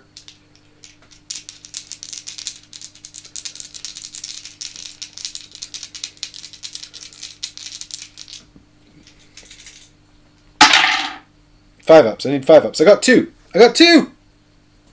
So we're going to heal 2 damage off of Valerio. And also we're going to get a crown on Vincenzo. Cool. Actually, I probably should have healed myself, but there's time. Plenty of time. And we go 1, 2, 3 over to here. Well, actually, this way at least maybe Valerio can go and check on the wounded soldiers. And Rebecca is going to go 4 action points up to the door. 1, 2, 3, 4, and then 1 more action point to open it, I guess. I'm sure there's nothing that's going to jump out and go, surprise! Bet you weren't expecting the Italian Inquisition. Is it one action point to open the door? Yeah, go to the inn is 1 action point, and then draw the inn card. So the inn card is card number 2, so we'll just take card number 2 off the top of the deck. Woo, here we go! Oh, I've got some dice in here, get rid of these.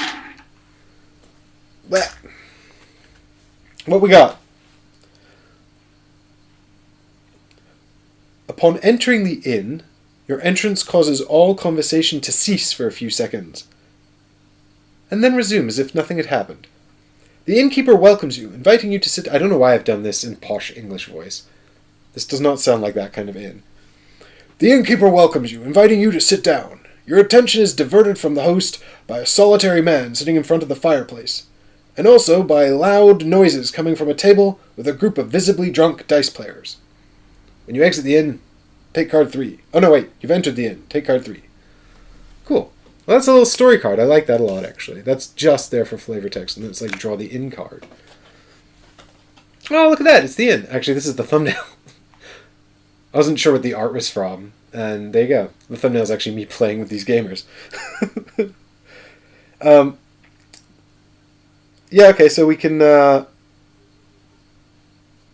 to the innkeeper. Oh, what was it we can do? We can get the flavor text here.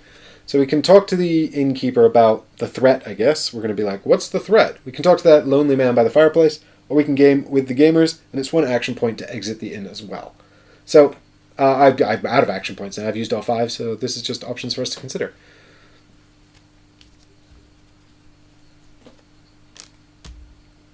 And she is inside the inn. I don't actually know anywhere in the rulebook that it tells you to put the miniature there. That's just what I've done. The rulebook I got, by the way, was definitely like this is what you need to know to play the game. You know, this is what you. And to be fair, it's still like very in depth. All this stuff is new and wasn't in the old version. I think this is my favorite part so far. I love the story and the adventuring, and the doing this. I love this kind of stuff. You know, it gives context to the fighting, right? Like, don't get me wrong, a good skirmish game is fun, and I enjoy the challenge and the puzzle, but a game that's got good fighting and strategic fighting and also a good story, you know, like Kingdom Death Monster or something, that's choice. You know, and obviously story comes in different forms. Like sometimes it's really, really rote, you know, like in Legacy of Dragonholt, that story's super rote. Whereas in Kingdom Death, it's the opposite. It's very emergent storytelling. Like you almost bring your own story to that game. But it gives you enough of a skeleton of a story to really set your imagination going. Okay, so that's 5 points for Rebecca. I think I moved her on. Yeah, she was here. 1, 2, 3, 4, 5. So the Horologium ticks on. And we're, 5 minutes away from the first hour. And I still haven't done anything else interesting. So now it's time for Valerio. I guess he's going to go check on these injured soldiers then. So he's going to go 1, 2, 3. Where's the space that I need to be? Yep. That's fine. No, I'm not in the right space. 4. There we go. And it's 1 more to investigate the soldiers. So that's 5 for him. His whole turn, walking into the corner and checking on these soldiers. 1, 2, 3, 4, 5. He's like, hey guys, you okay? And that's card number 8.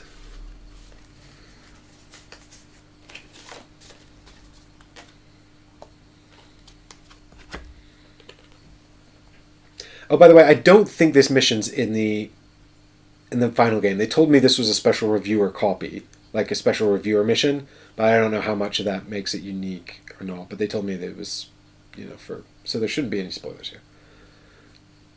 here. The wounded soldiers. Arriving at the edge of the woods, two trembling and battered guards beg you to stop and help.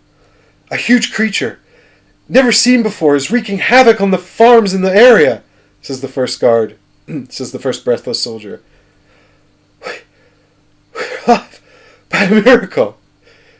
He looked like a crazy bull, comments the other. The valiant soldiers receive your help and limp back to the Shepherd's Inn. Before leaving, he says, take care entering the lands to the north. You should only do so. Doing so should be... Oh, what? I can't talk. Take care entering the lands to the north should only be... Oh, that's why I'm missing a semicolon. Take care. No one talks like this. Is my excuse for being unable to read. Take care. Entering the lands to the north should only be done at great peril. Think twice before entering. The party gains 4 poplino. Poplino, that's currency. Warning. Only if you feel very confident, revealing 13. Only continue if you feel very confident. No, I think that's fine. I'll keep exploring. It says continue exploring. That'd be my choice anyway. Given your luck with dice, I'd avoid the gamblers. Yeah, me too, man. Cool. Well, I got 4 money. I don't actually have any money tokens in this prototype, so I'll just have to remember. That's fine, though. I probably don't need... I was about to say I don't need money for anything, but maybe I need it in the inn. Time moves inexorably onwards, and the hour hand did not come with me, but you'll notice here, so... We're going to go past 12 o'clock here, so there's 12. So this is little hour hand in the middle here is going to tick on to 1 o'clock. So that's my first hour up.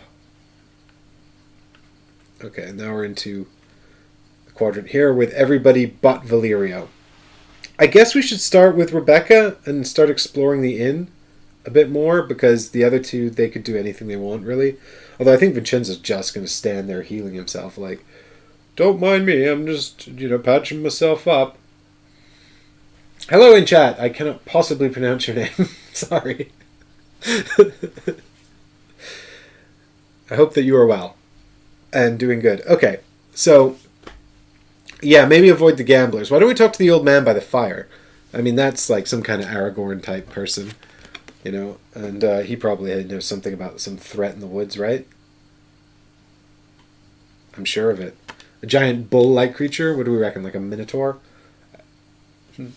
A mysterious stranger! To be fair, Dario, the question about the Horologium, mine is obviously a prototype. It's reasonably sturdy. I think this is completely functional for what it's doing. I don't know if they'll make it even better in the proper game. I can't imagine they'd not make it at least this good, and this is fine. Okie dokie, so... What am I doing? Right, yes, we're talking to the old man in the inn. 2 action points. Bam, bam. And card 6. I'm taking away from chat here. What I'm taking away from chat here is that the Horologium in the first edition was not very good. The old man. By the burning fireplace, sitting under the weight of his age, an old man smokes a pipe. When you approach, a toothless smile greets you. If you have the heart to offer a poor old man a drink, I will tell you an interesting story. Aha! Offer a drink. 1 action point. 1 poplium. Well, I did just pick up 4 poplium. I mean, technically Valerio still has it outside the inn, but I'm just going to pretend that I have it. Okay, so I'm going to do a mind test for 2 successes. And charm gives you a reroll. I don't think I have charm. There are keywords on skills that will trigger off these story things, which is an element I really like, actually. I don't want to talk too much about what I like and what I don't like because, the campaign's live right now and I'm not reviewing it. But one thing that I do really like is that they've got these skills that give you like aim here on the rogue. They give you combat functions, and then they also come with these keywords that activate in the narrative part of the game. So, like what makes her good at aiming also makes her good at lockpicking, right?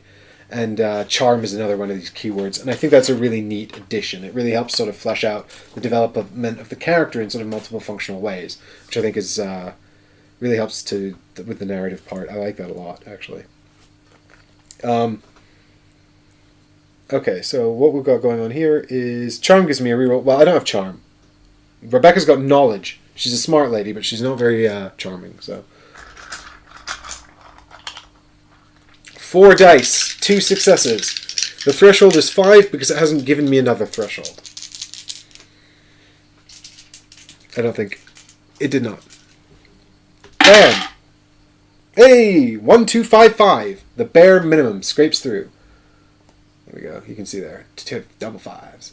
Okay, so we've managed to successfully charm the man. It says, if success, read the upside down text. Okay. A witch, familiar with experimenting with alchemical herbs and stones, lives not far from here. Oh, wait, he's an old man. She has stolen my youth. Be careful, she never strays from her hovel, but maybe you will have time to recover a potion of long life for me. If you do, I will reward you with the design of a very special item. Okay, neato. Well, that's an opportunity to show off another thing in the game, which is these. Presumably, it's going to be one of these components. So, unfortunately, but what you get is you get these formula out on your mission, and then they have little recipes on the back and a poplium. And what you have to do is get the items, and you're going to find those in the loot decks for killing people. I forgot to draw loot for everyone. I only draw 1 loot card. Damn it, let's get some loot, team. But we've also got poplium on here, so you pay that, you get these things, and then you get to flip it over and get an item on the back. So it's kind of like it's a crafting system, basically. Hello, can you play the solo mode with less than 4 heroes? Nope, Georgie, you actually play with 4 heroes no matter what your player count is. You always have 4. But I've had no problem controlling 4. I actually find controlling these 4 heroes much more manageable than, for example, 2 Gearlocks. Right, let's get some loot. We get another pecunia from the other Stratiot. Something good, something good. What is it? Gold! We're rich. We can retire. Let's give up this mission. This threat sounds too threatening.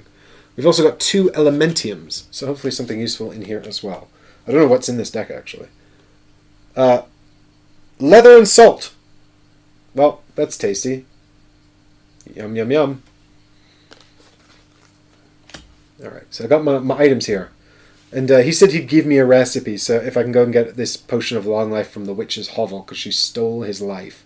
Well, that doesn't really help me with my threat issue, the giant bull man. That was also 2 action points to do that, wasn't it? So it was 1, 2 to talk to him, and then it was 1 more to do the test. So we've still got 2 action points left. Maybe we should just talk to the barkeep. I don't think I'm going to get anything out of the drunk gambler.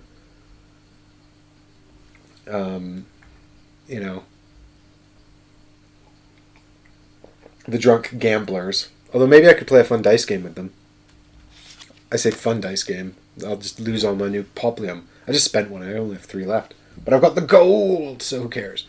Right, let's talk to the innkeeper with our last 2 action points. While we're in the inn. I don't want Rebecca to leave the inn and then be like, I have to go back there to find out something I missed.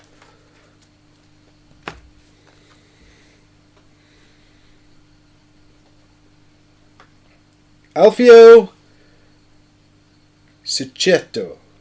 Cool. I'm so good at Italian. With a worried face, Alfio Cicetto, the innkeeper, invites you to sit down at the counter. He brings you mugs of beer. He brings you the mugs of beer you ordered. Mugs of beer? Rebecca ordered multiple mugs of beer? A heavy drinking lady. She's like, while I'm in here alone, I'm spending the party's entire finances on beer for me. That's why she's got such a good mind. She sussed these tricks. She's like, I'll check the inn for clues. 5 beers, please. He brings you the mugs of beer you ordered and makes you pay the bill up front. Lose 1 poplio for each hero in the inn, or the maximum amount the party has. I lose the maximum amount because Rebecca's a heavy drinking crowd. As he pours you a drink, he tells you that he is very worried about the rumors of the beast in the nearby woods. If it doesn't end up destroying my business, all those cowards who no longer come for fear of it will succeed in ruining my inn. Don't ask about my accent. He tells you that if you wish to deal with it, it will be best for you to get a calming incense to stun the creature. How does he know this? He scribbles out a recipe to make it, but you'll need the right ingredient, moondust powder. The party gains achievement 6. It is a very rare ingredient. I don't know where to look for it, but if you see it, you will easily recognize it. In its powdered form seems to shine. If the party gets achievements 6 and 8, discard them and gain achievement 7. Okay, so we're going to get rid of that card. And look, this is the little achievement deck. I've got it over here. So these are achievement cards that we just go into when the story tells us to do that. So we'll get out card number 6, which is Soothing Recipe, a step towards the solution. Oh, cool. So this is like, we're going to make something to help us deal with the threat. So I'll put that over here. Good sussing work, Rebecca. You earned those beers.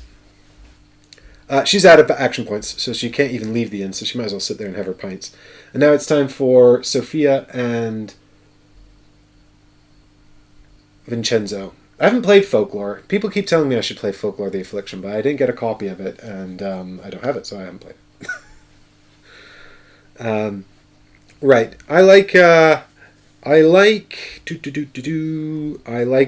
idea of Sophia going and exploring the forest path. 1, 2, 3, 4, 5. She can only walk over there. What do you reckon, chat? We all in agreement? Off to the forest path for her? Vincenzo's probably just going to stand around healing himself.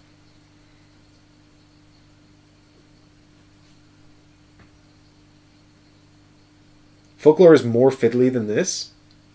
Or more fiddly with more heroes? I'm just curious. Folklore is a good game. Better with people, I think. More fiddly than this? Interesting. I mean, I did pay it a very nice compliment earlier, which was the keywords in the narrative system. I really like how seamlessly the fighting and the narrative gels together. So I will now confess that I hate line of sight. I hate it. I don't want to spend time working out line of sight. I just hate it. Whatever this line of sight tool promised in the rulebook is, it better be good. That's all I'm saying. So there you go. 1 tip and one rebuke. And now we're going to go exploring. So we're heading over to the forest with the rogue, I think. She doesn't have enough action points to actually explore, so she's just going to go stand there. And that's 5. 5 on the Horologium. 1, 2, 3, 4, 5. Yeah, it's probably just a ruler. Yeah.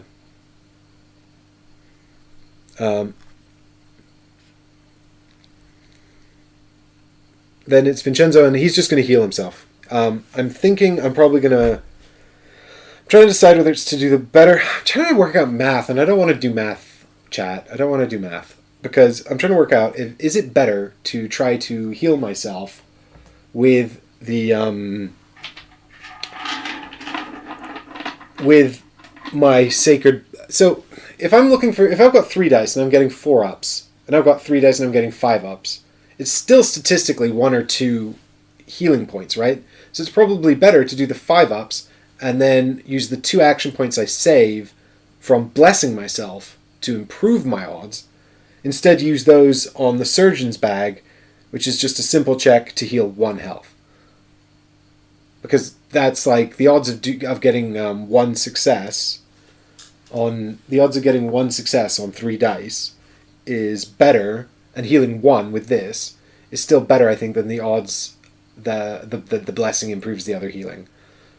So yeah, I'll probably use the Surgeon's Tool and the powerful and the healing prayer to try and get Vincenzo's hit points back up.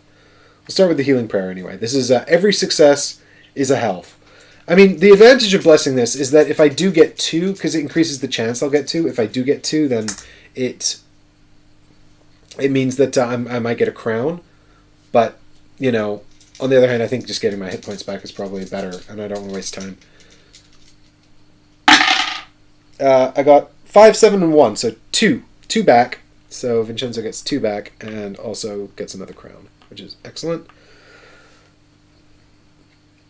And then we're just going to, we'll just do the Surgeon's Bag. And this is basically, no matter how many successes I get,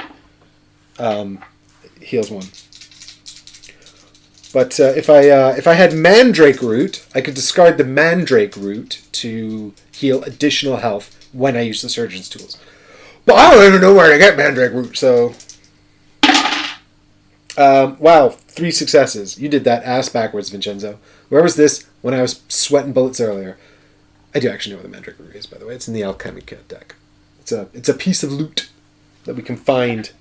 All right, so we're looking almost good, and I want to heal Valerio a bit more, but we're looking almost good. So that was 5. 1, 2, 3, 4, 5. Cool. Tick tock tick. Oh, take the hour hand with you. Tick tock. This is better, but yeah.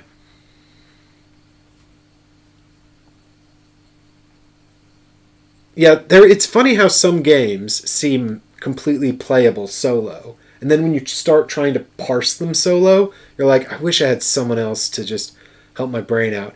A good example actually is a game is Seventh Continent, which is not any better, I think, with more people necessarily. It's just that I find when I'm with other people, they pick up on stuff I don't pick up on my own, and having them there to help sort of manage the sort of the puzzles and things like that is really, really helpful. And I don't know why necessarily that game in particular. It's not particularly complicated or difficult. It's just something about that game. Like, I just find having someone else there makes me like manifold more successful. 1, 2, 3, 4, 5. I can't stand there or I'll block the door to the inn and then Rebecca can't come out. Oh, she can move through me. That's right, she can move through me. So that's fine. 5, there we go. I like the miniatures. I don't know how they were in the first edition, but I like the miniatures in this edition. They're very cool. I wasn't sure if I was like... Because they're all characters, obviously. They're all characters with art and everything like that. And I was a bit kind of like bummed out that I couldn't like sort of make my own character, you know? Like I wasn't like sort of generic squire like you are in Gloomhaven, right? Like your generic Void Warden or whatever. I mean, in Gloomhaven you're still given a race and a class and you just pick a name, but it's something, right? So I was a bit bummed out that I couldn't pick a name and stuff in this, but actually the characters are growing on me. Right, what am I doing? 1, 2, 3, 4, 5. You done, Valerio? And time ticks ever on. Right, this should be on 1. Don't lose track. And now we've lost about 90 minutes, team. But I think I'm just gonna trigger. Let's trigger Sophia first, right? 'Cause she's gonna discover something, and then based on what she finds, the other two might want to do something. Yep.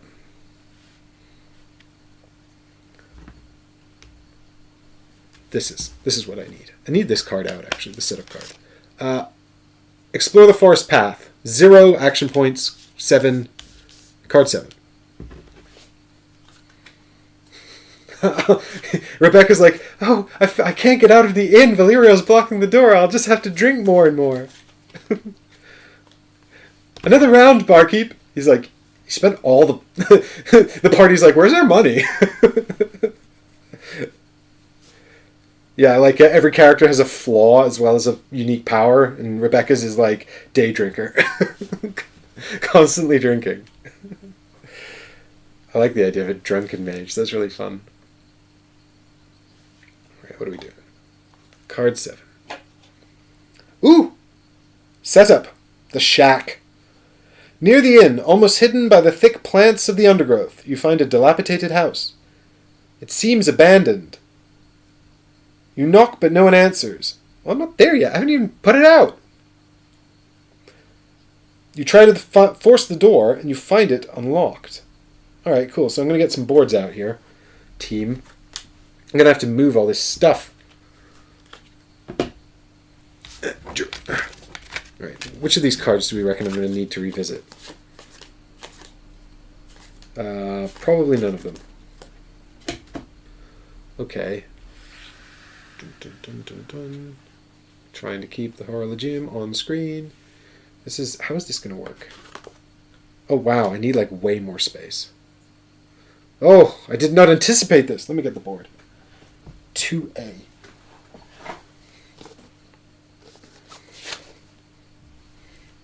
Conveniently on the back of 2B. Okay, it needs to go like this.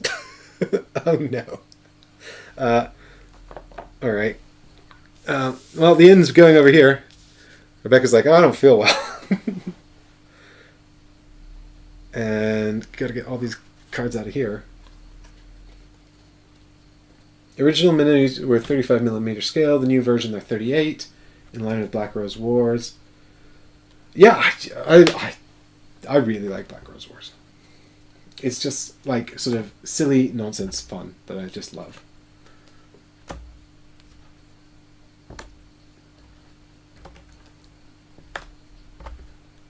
But I went for 2-wave shipping and I haven't got my copy yet.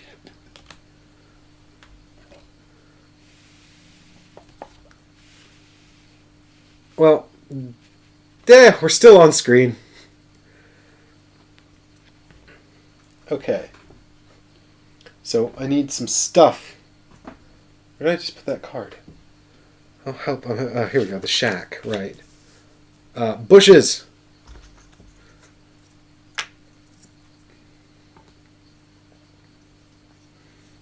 No, that's in the wrong place. Oh, it's like this. Bush.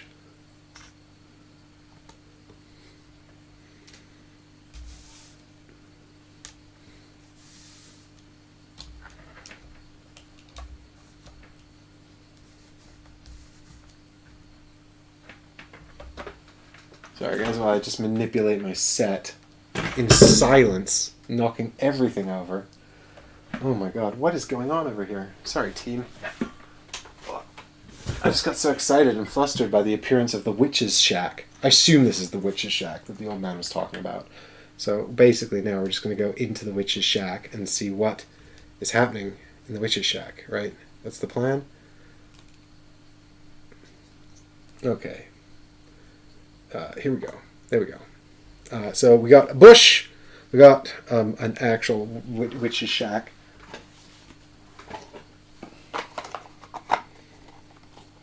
Fortunately, I put all these together because I didn't know what I'd need. It's here. Another bush. And a tree. There we go. Aha! Okay.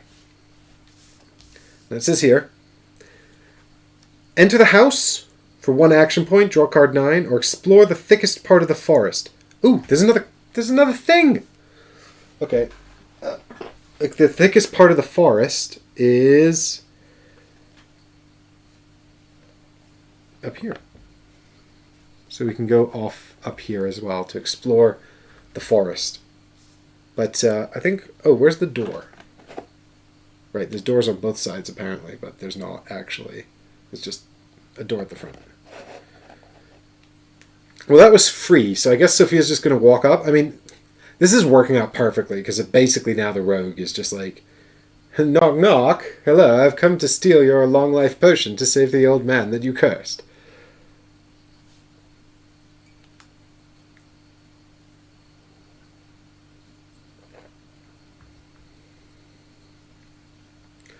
13 spell schools in the stretch goal box. Oh my god.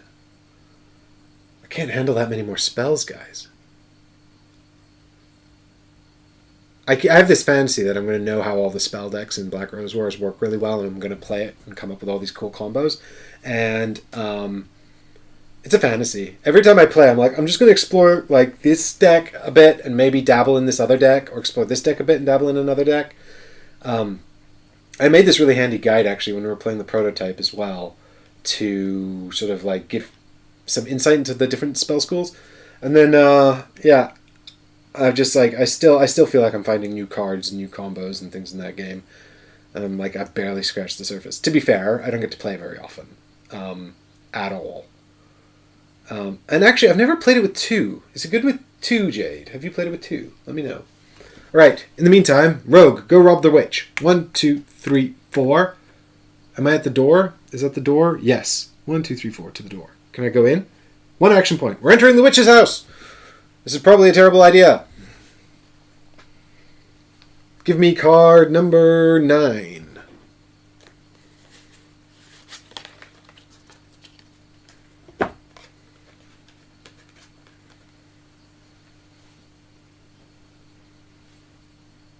Oh, is that it?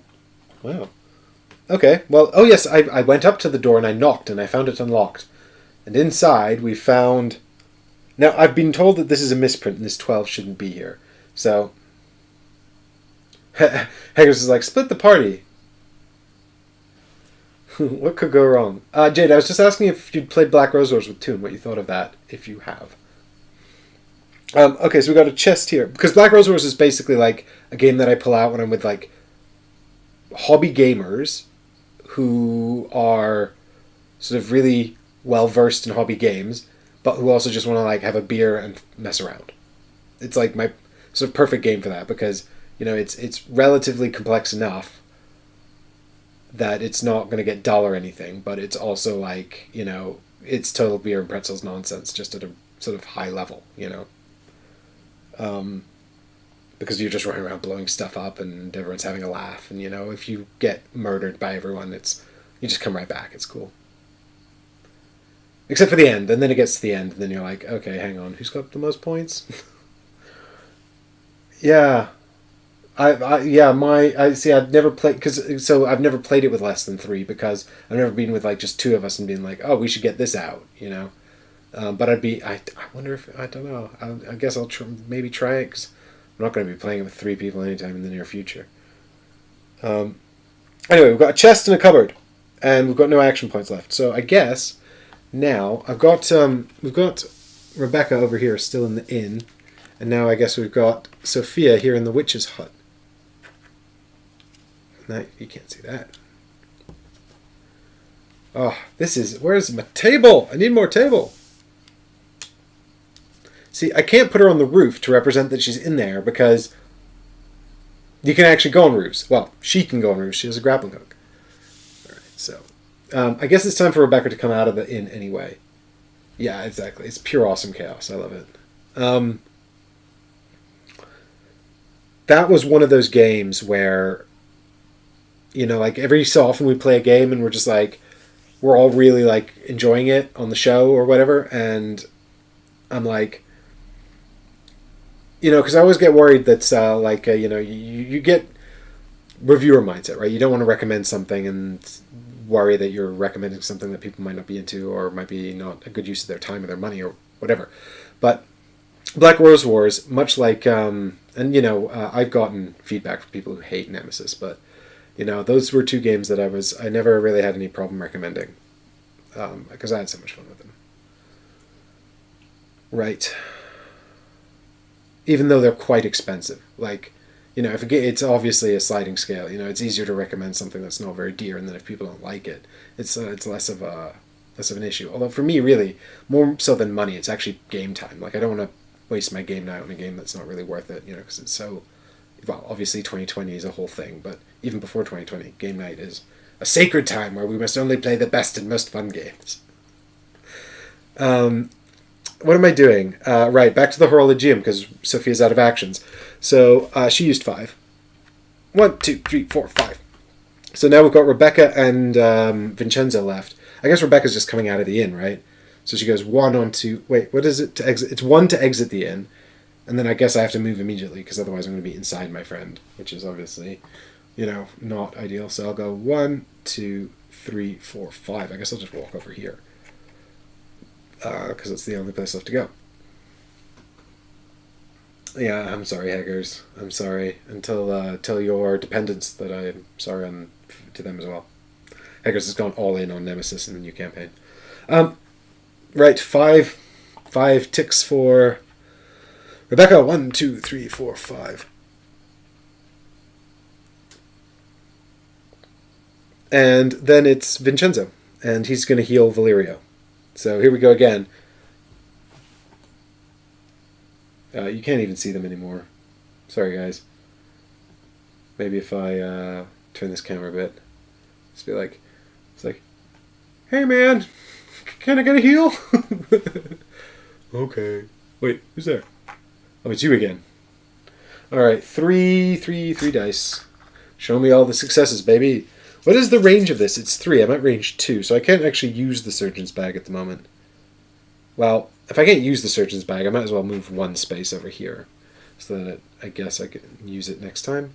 Well, actually, I need to move anyway, so I'll move 2 spaces. The range on... What happened there? The range on the healing prayer is 3 anyway, so... A 1, 2 on the Horologium, and then we're going 3 dice. Show me big heals, 3 successes!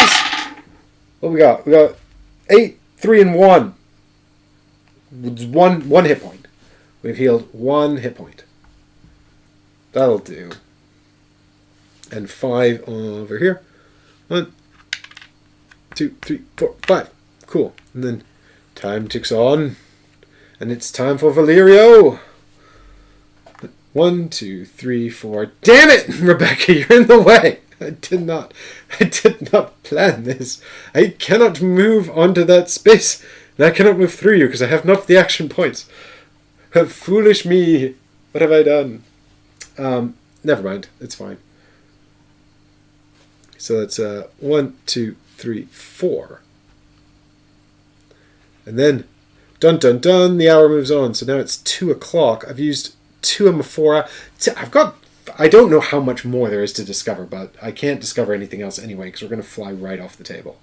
If they make me put out another big board like this, I'm in trouble. So maybe deeper into the forest is like get rid of everything, or alternatively, maybe it's like, I don't know. I don't know what I'm going to do.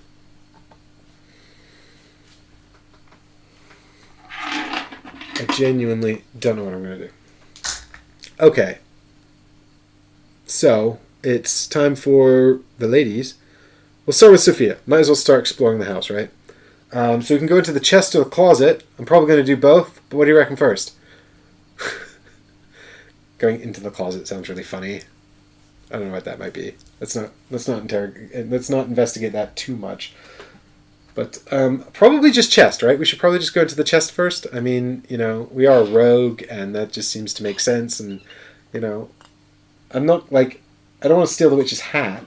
I want to find the potion of long life, and also possibly this moon dust or whatever I need to make the solution, the calming, whatever it is. Yes, but check for... Yeah. DM, I'm checking for traps. I'm going to use my anti-mimic spray. DM says make a perception check. It's a 1. DM says, well, now there's traps. Okay, so, right, card, okay, so we'll spend an action point to check card number 11. That's the chest. It's alive!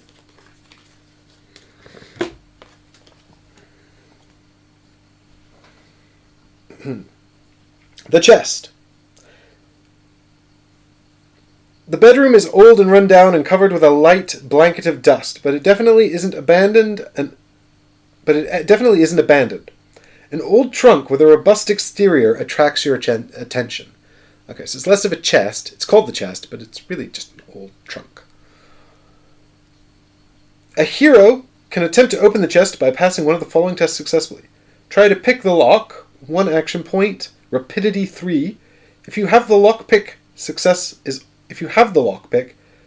automatic. Or force the chest with might 2. Check this out.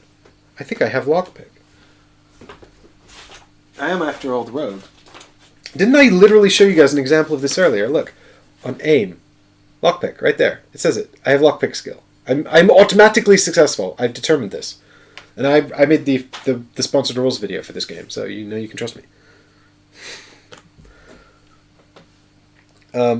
Okay, cool. So I'm just gonna. We're successful. We've done it. Good job, Sophia. So I send the rogue to rob the witch. You know, it just makes sense. You know, sometimes you send the medic into combat and then you panic and cry a little and it all goes horribly wrong. And sometimes you send the rogue to rob the witch and it all goes just serendipitously.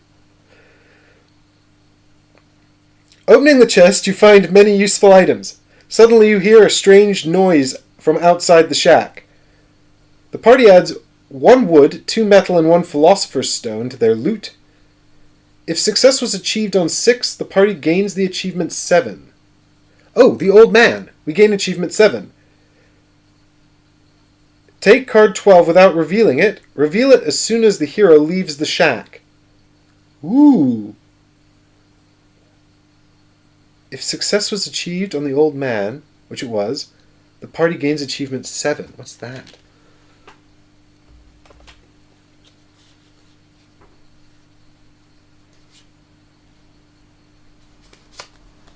Dun dun dun dun dun dun dun dun. Oh, sup a fork. This is wrong. This shouldn't be the right thing. I don't have this yet. Hang on, I think they've typoed. I think it's supposed to be the long life potion, right? Because that's what the old man was looking for. He didn't mention anything about the. He didn't mention anything about the other thing.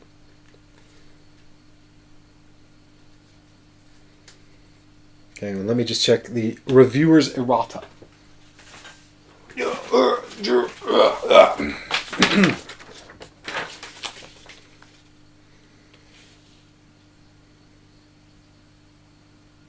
Yes. If you have achieved success in 6, you will take achievement 3, not 7. Right.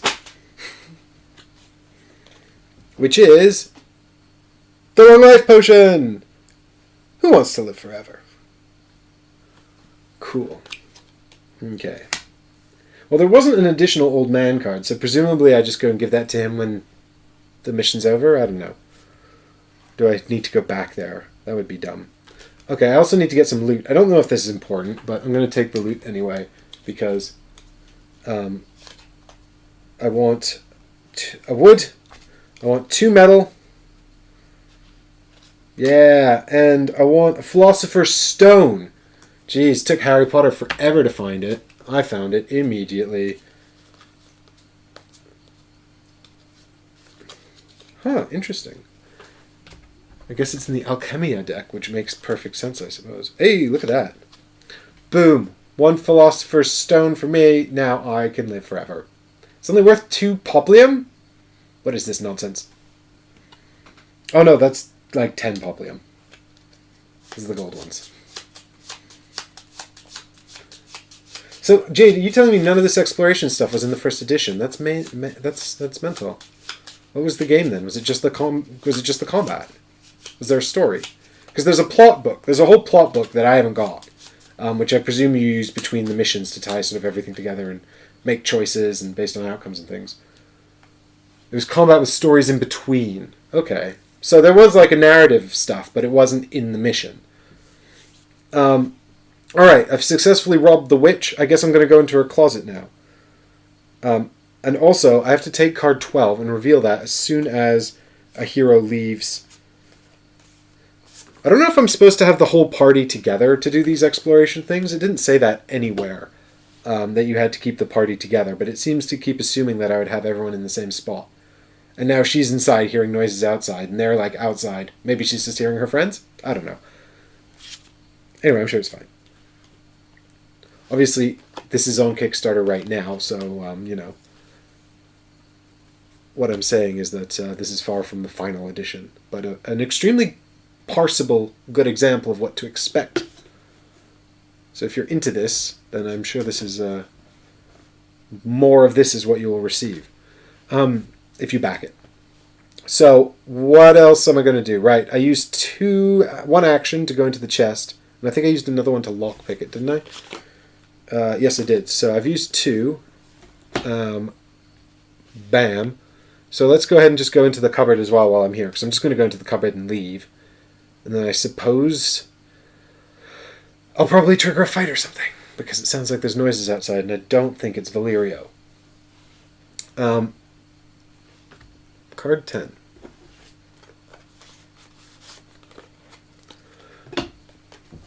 Bam! The closet. The only location in the shack worthy of attention is its... Also, I didn't find the thing I need in the chest. I found the potion, but not the moon dust. I need the moon dust. That's what I need.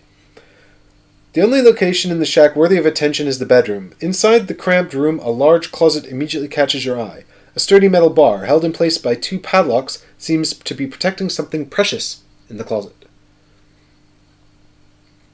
A hero can open the A hero can try to open the locker locks successfully, passing one of the following tests. If you have the lockpick, success is automatic. Cool!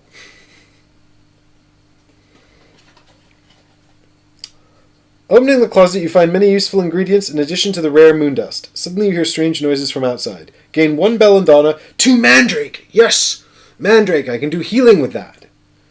And 1 philosopher's stone. Now I have 2 philosopher's stones. Guys, Harry Potter, do you want to borrow one? The party gains achievement 8. If the party has achievement 6 and 8, they discard it and gain achievement 7. Take card 12 without revealing it until a hero leaves. Right, well, I'm going to leave in a minute and reveal card 12. But first I'm going to get this thing that I need. Right, also I got loads of loot there. Which is actually all I really care about is the mandrake. 1 belladonna, 2 mandrake, and a philosopher's stone. There we go. It's 1 belladonna, mandrake, and a philosopher's stone. I'm in the money. I'm gonna be so very rich. And Rebecca's just gonna drink it all away in the inn.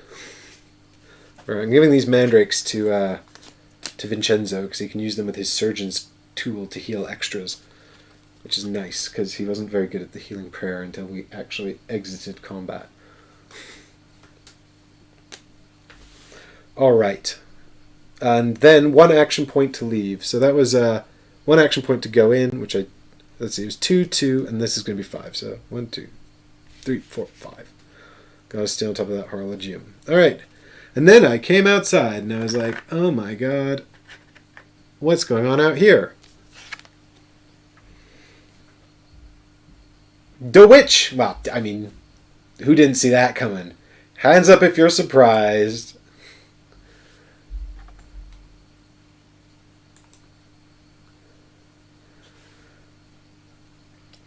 Out of the shack, a strange fog envelops your legs. This mist... Oh, I forgot my achievement. Yeah, it's the soporific incense, which is basically black and white on this camera. There we go. I got it. I got the incense. I can dull the beast. But first I must deal with the witch from whom I've stolen the thing.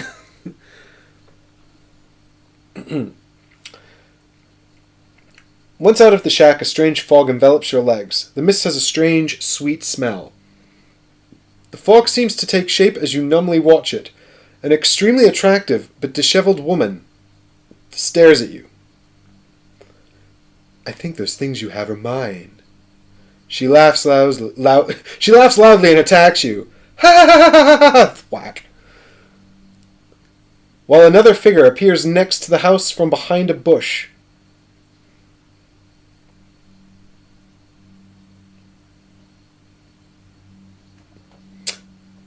Place the Gypsy activation token in the next sector of the Horologium and the Stradiot activation token in the next sector after that. Okay, so we've got a Stradiot and a witch. That's impossible! But do you know what's really funny is it's not actually a witch. So I've got a witch. They sent me a witch. But this is the Gypsy. Like, seriously, where's my models? I had to label the boxes because the boxes they sent me were insane. Dun, dun, dun, dun, dun, dun. They actually are in the same box. So they sent me like 10 boxes like this. And I was like, what is in here? So I put little labels on them. Look. And in here, we've got one witch and one Gypsy. And we know that the Gypsy is she's a Republic of Venice character, and then the witch is a Denizens of the Forest character. You can tell them apart. The group's... Well, no, I mean, I'd love to say the group's getting bushwhacked, Eddie, but actually what's happening is we're paying the price for robbing a witch. Really, this is entirely deserved. So here's the Gypsy. She's a...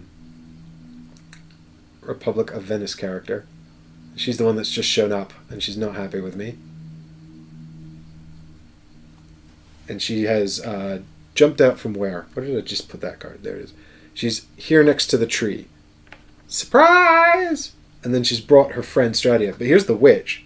And the witch has actually got like genuine magic. She's like in her hands like there's a magic thing.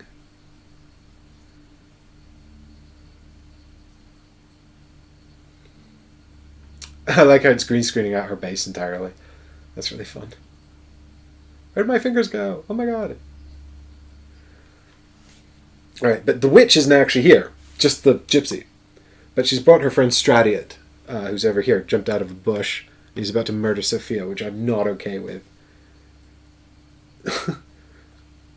Haggers, that is literal. I was literally rummaging through her drawers, not figuratively, which would be rude and a violation, honestly. Okay, so then we're going to put them on the Horologium. We've got Gypsy, and she goes into the next active sector, which is Aquarius here. And we've got Stradiot as well. I'm going to have to find her card. And the Stradiot goes into Pisces. Okay, this is fine. A surprise attack. Or, you know, completely fair attack. Okay, what'd she do? Ooh, shit! She got magic. There she is. She's a gypsy, but she's magic, so I guess she's a gypsy witch. She's super vulnerable to melee. Maybe Valerio can just run up and lop her head off. But it's actually Rebecca to go next. And then it's the witch to go. Oh, but Valerio goes first because he's in the same quadrant as her, and he has rapidity 5, and hers is 4. 1, 2, 3. I can't get close enough to her, though. I'm one space too far away. I can't get close to her and attack her. So I guess I'll just have to run up and get in her face. Who's resistant to magic, though? Not Valerio. Good God, no. He's very vulnerable to it, actually. So here's a strategic conundrum. The character you want to attack her with is the character who's least good at attacking her. I mean, the character who's... Oh, God. What was that? That was not even English. That was just terrible. Try again. The character who's most likely to do damage to her is also the character who's most vulnerable to her attack. She's got range 2 to 6 anyway, though. I mean, she's going to hit him if she wants. Okay. Yeah, Jade, I was really impressed with the Black Rose Wars models. Not that I've seen them.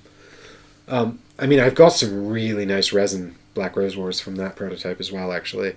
I've got all these resin models, and I don't know what to do with any of them. Maybe I should make some nice display shelves or something, but the problem is I'm a renter.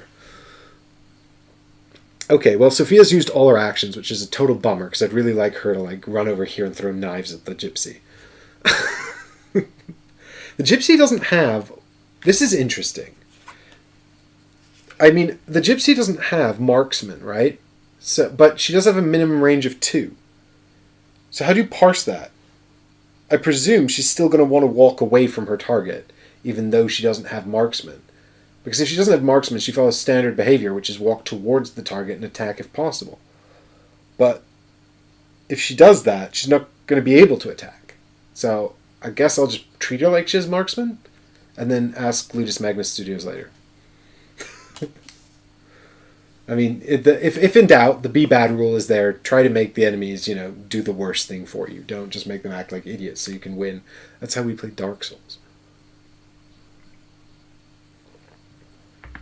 Okay, who's next? It's Rebecca. Okay, well, Rebecca, I think, just goes and blows up the Stratiot, right? Because she could go for the Witch, but the Witch has got quite a high magic resistance. If they keep standing next to each other, she's also got an AoE for 3 wounds. So she's going to hit a bunch of people, which I don't like. So maybe I move 2 forward and then hit the Stratiot. Would I be in range? 1, 2, 3, 4, 5. Yeah. So if I go 1, 2 up to here, and then just hit the Stratiot. How many times have I successfully cast a spell? I feel like it's been more than once, but I guess it was just 1, which is a real bummer actually, because I really want to use the Black Rose Curse. It's just a super powerful attack. It's nonsense. Alright, here we go. 5 dice with the Arcane Bolt. Show me double 8, double 1. Please? Bam! I got 6, 4, 2, 1. Is that good? No. It's not good enough. Damn it, I missed! God damn it, this spell sucks. The other thing is way better. At least with a melee weapon, I would have done a damage. Grr, arg. Fume. Never mind. I moved 2, didn't I? I went 1, 2. So 1, 2, and then 1, 2, 3. Okay. Okay, Valerio. It's up to you. Save the day, buddy. What are you going to do? Are you just going to run at the gypsy? I recommend running at the gypsy. Okay. 1, 2, 3. I shall run at the gypsy. Cool, man. Thanks. And then he doesn't have enough to attack, so he's just going to hang out there. 1, 2, 3. Yeah, might need a targeting scope for Arcane Bolt. I want to use the Black Rose Curse. That's what I want, but I can't use it until I successfully cast spells. I need to use Concentration, because then I can put a reroll token on it. I forgot about Concentration, actually, like a big dope. So she's got this ability called Concentration, where she can put reroll tokens on the spell and then reroll her dice.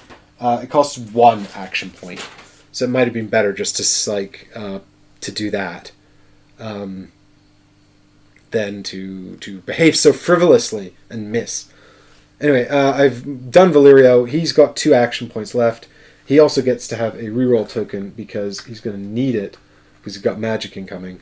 Even though he can defend against magic with his shield, which is crazy, but he can do it. But she's definitely going to hit him with it. Right, but I started within the range of Vincenzo, so that's fine. What I'm thinking now... Yeah, it is really important to use these abilities effectively, I think. I'm not doing the best I could be doing on that front. It's true. Carry me, game. Be nice to me. Right. I'm just trying to think if I've got 2 action points left with Valeria, but his ability is automatic at the beginning of the turn anyway. In the recovery phase, at the beginning of his activation, he automatically gets a reroll token if he's close to a friend. So I don't need to, and he doesn't have any other abilities. Perfect Strike I can't use till I do some wounds. So I think I'm just ticking on. And now we've got Stratiot activating. So I guess he's just going to run straight at Sophia because she's the only one in his control area. Even with her hood and his reduced vision, he can still see her. So he's just going to go 1 and smack her. Which is just rude, if you ask me. And I think it's not very nice. And if he didn't have such a hard-on for the witch, he probably wouldn't have done that. But, honestly, it's nice that they found someone to be with, and tragic that I'm going to kill them both. So I've got Might 3 to try and prevent this damage.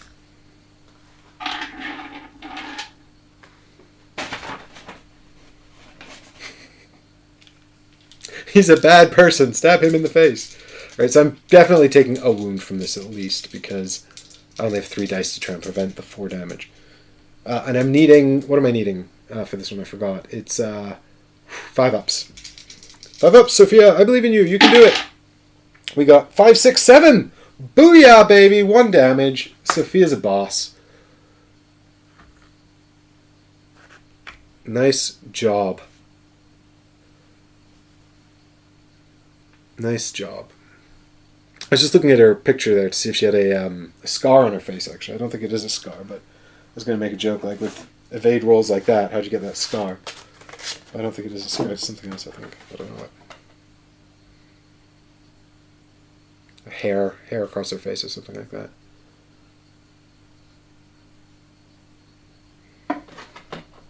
Okay. So these those boards, by the way, if you're wondering, I have some extra character boards because each character has 2 like advanced classes they can specialize in later on as you progress. And so they gave me some extra boards, but to be honest, I can't decipher half of the stuff on this board, and I don't even need to. So, I can. It's all skills that you unlock later, but they haven't even written the rules for half of them. So, it's really more of an example of how things are going to look and be once the game is fully realized. Post successful Kickstarter. Has it funded yet? Does anyone know? I haven't even looked. Georgie, thanks. Thanks for watching, man. Have a good night. Thanks for hanging out. 1 damage on Sophia. I did it. Have I been forgetting about threat? Yes, Vincenzo did a couple of heals, so he should probably have ticked up to threat 3 on the Perilium. I presume you still have to do this out of combat, so there we go. 3 on the Perilium there for Vincenzo. But that's the only way you'd be doing it, right? Because all other threat is generated by fighting. So the only time you would generate threat is threat out of combat is if you are healing. Oh, dice, come on. Okay. And then no damage. She tried to do damage and failed. So, yep, we're all good. We're all caught up. Stradiot's done. There's only one of him, so he goes 1, 2, 3, 4, 5. And now it's time for Vincenzo and Rebecca again? That can't be right. She was just here, and then I activated her. 1, 2, 3, 4, 5. She should be in here. Gypsy should be there. I moved Gypsy instead of Rebecca. That's my bad. Right. The Gypsy has rapidity 4, so she won't activate till after Vincenzo. He can't do anything to her, though, Vincenzo, so...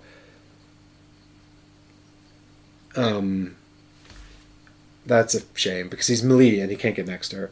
He can go 1, 2, 3, and then if he's not going to... Is he going to get attacked by her? No, because Valerio has a higher threat value. And he's not even adjacent to anyone anyway. The thing is, if I stop here, I actually don't think I have line of sight to Valerio from there. So I can't even heal him with my spell. Because from here to the center here, maybe that's possible. This void corner blocks line of sight. So I have to consider that.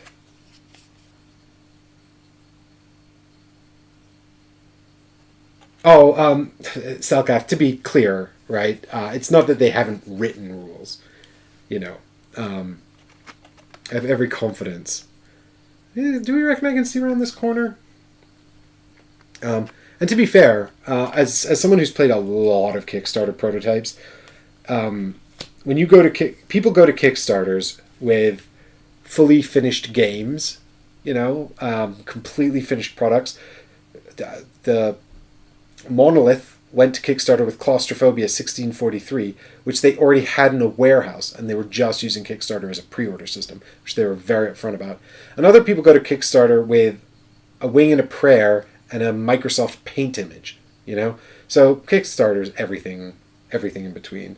I wouldn't assume anything, and people use it differently as well. Like Awakened Realms deliberately leaves some stuff sort of open so that they can get the Kickstarter community involved, And how open they actually leave it, you might wonder. You might say, well, actually, I think they've already made all the decisions, and they're just giving us an illusion of choice. Or you might say, well, actually, no, they like to involve the community and get people's input as they develop the product so that when people get it, they'll be happy with it, or they'll feel like they had a part in it, which is, the idea of Kickstarter in the first place. So, it's all different kinds of stuff.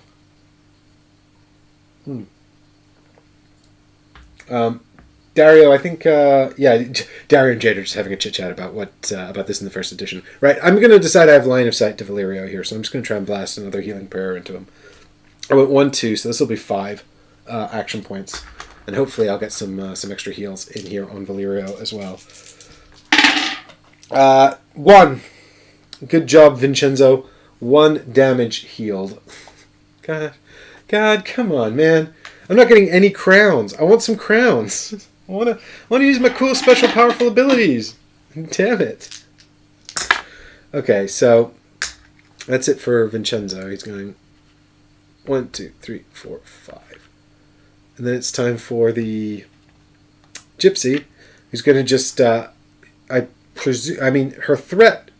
control area is 6, actually. So she can see, she definitely can't see Vincenzo. She can see Rebecca, but Rebecca's threat 4 and Rebecca's threat 3 on the Perlium, and Valerio is threat 4, so she's going to hit Valerio anyway. So she's actually I'm going to move her back a space. She doesn't have marksman, but she can't attack from there, so I assume she moves backwards. It doesn't make sense for her to do anything else. So she moves backwards and blasts him with a spell. So that's 1 action point to move backwards and 3 to cast a spell. And it's going to be... He needs to... So the way magic works, actually, when you're protecting against it, is it's like the inverse of the arcane ball, right? So she's got 2 successes on there. So I need to roll a mental or a mind test, and I need 5 ups and I need 2 successes to prevent the spell from triggering. But Valerio doesn't have a very strong mind, so he only gets 1 die. So actually he can't stop it, so he just takes 3 damage. And everybody adjacent to him also takes 3 damage, but there's no one adjacent to him, so it's fine. So 3 damage on... Oh, I do have a... What I do have is a shield that I can use to prevent 1 damage when I would take 1, so I will give up the shield. So I only take 2. Okay. And then it's back to the good guys. 1, 2, 3, 4. And time moves ever onwards. I don't know how much more of this there is. There can't be that much more because I'm almost through this deck. Okay, Valerio's turn. He's just going to walk 1 step forward and attack this Gypsy. I can't do anything else. I get my in the recovery phase I get my shield token back. That's important. All right, let's stop her nefarious ways. She is clearly evil and deserves capital punishment. The crown mechanics can use it, so they've added quite a lot then.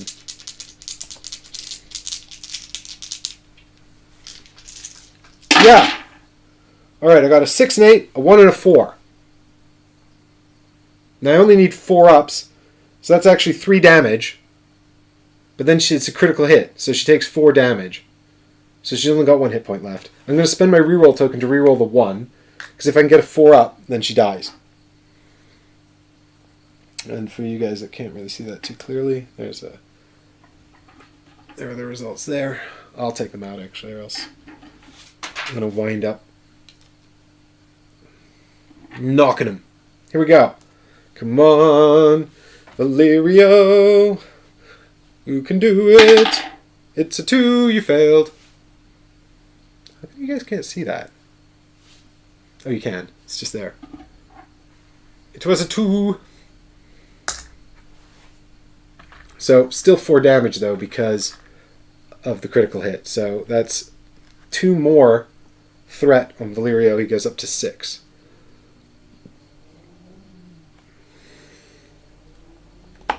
And we're over to...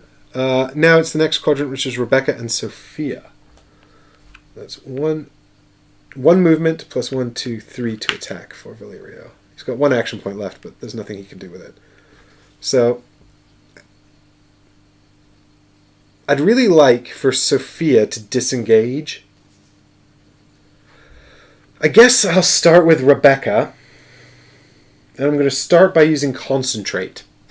I'm going to spend 1 action point to throw a reroll token onto my spell. And now I can reroll a die when I use this spell. And then I'm going to blast the man with it. Come on.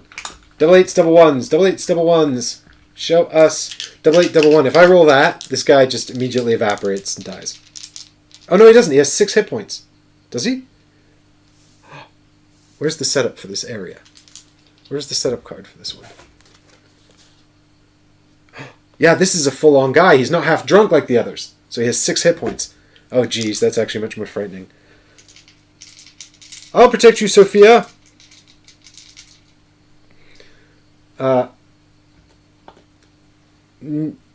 Yeah. Ooh. Did I do it? I don't think I've done it. Damn it. I think she's failed again. I've got a 1, a 7, and 2 4s. And I need 5s. Damn it. I have to spend the reroll token. Come on. Come on. I need this 4 to be better than a 4. I need a... I don't know. This camera seems to be at a funny angle because that looks like an 8, doesn't it, to you guys? No, that's a 1 for sure. What is this? There's nothing there. What am I talking... Oh, I'm looking at these dice. Jesus Christ. My monitors are messing up my mind. What is it? Oh, it's an 8. Yes! Success. 3 damage. It's a critical hit. 4 damage.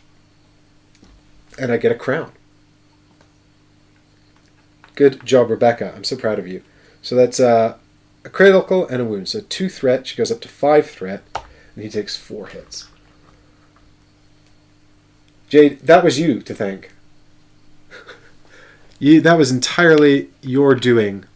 Well done. Thank you for your support, your strategic input. I appreciate it. And also your donation. Thank you very kindly for that. Right. Alright, so he's taken 4 damage. He's only got 2 left. So I'm thinking the throwing knives have a minimum range of 1. So I'm thinking we just do an all-out attack with the throwing knives. Because I've remembered that Sophia also has an ability called Aim, which gives her advantage, which I used earlier and then forgot about. So let's go ahead and just do that, really. I'll spend 2 action points to get advantage, and then I'll throw 4 dice in his face, and hopefully I'll do 2 damage. I do need 6 ups. So the odds are I won't. The other thing I was thinking about doing, which would be fun, was to grapple onto the roof of the building and then throw knives at him, which I thought would be funny. But then he'll probably just run over and hit Rebecca anyway. Although at least he won't... I mean, the thing is, it's kind of 1 over 1, right? Because if I jump on the roof, he'll miss a turn of attacking, right? Because he'll have to run over here to get Rebecca or Vincenzo. But if I stay on the ground, he won't get the bonus attack against me. So the attack he's going to miss running is the same bonus attack he's going to get if I try to jump on the roof. But, I mean, height is fun. But if I do that, I also won't have advantage on this attack. So I'll basically be jumping on the roof for no reason other than to do a less good attack. It just doesn't make any sense strategically. It's just fun. If you want me to do it, Jade, I will do it. For you. But I don't think it's just strategically cinematics. All right, here we go. Yeet! We're up on the roof now. So he gets a free attack, which we have to block. See, this is going to go great now because we have living life to the full potential. Okay, well, I blocked 1, so I take 3 damage, but, you know, that's fine. I'm not knocked out. There's actually a possibility if I completely fluffed that, I'd be knocked out. So, I guess that's okay. And now from up here, I shall launch throwing knives into the man. I probably should have done that first in case I killed him, but, you know, life's too short to think these kinds of things through.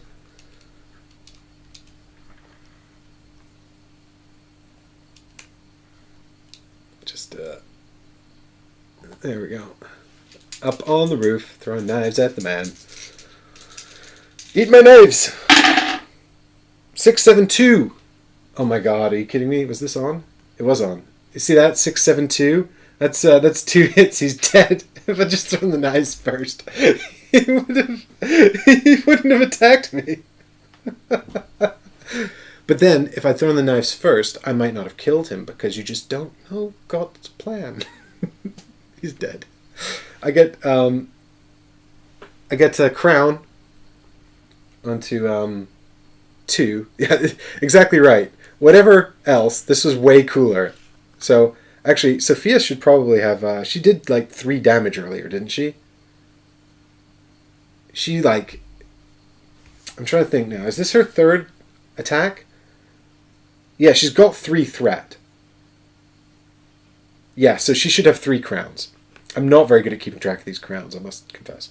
And that's 2 more for her, right? Because she just did 2. So 1 threat for hitting and wounding and 1 threat for killing. So she's on threat 5 now. Vincenzo's just hanging out, not threatening at all. And we get to have 1 more Pecunia loot card. Oh, but she does have 1 more wound, so she's about to get knocked out. Because I forgot on her last turn when she was hit by the Stradiot, she took a bleed token, which I completely forgot about.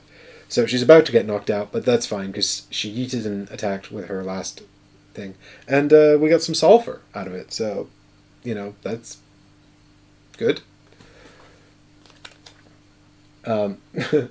So she's...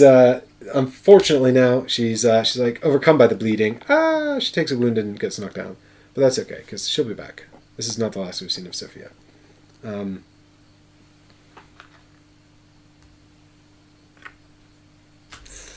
that's fine. It's not a big deal. That was 4 actions she just used. 1 to move up.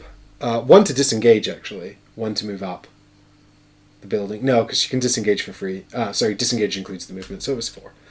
Okay, we're over to Rebecca and also the Gypsy. So what we really want is for Rebecca to just blast this Gypsy, which is unlikely because the Gypsy's pretty good.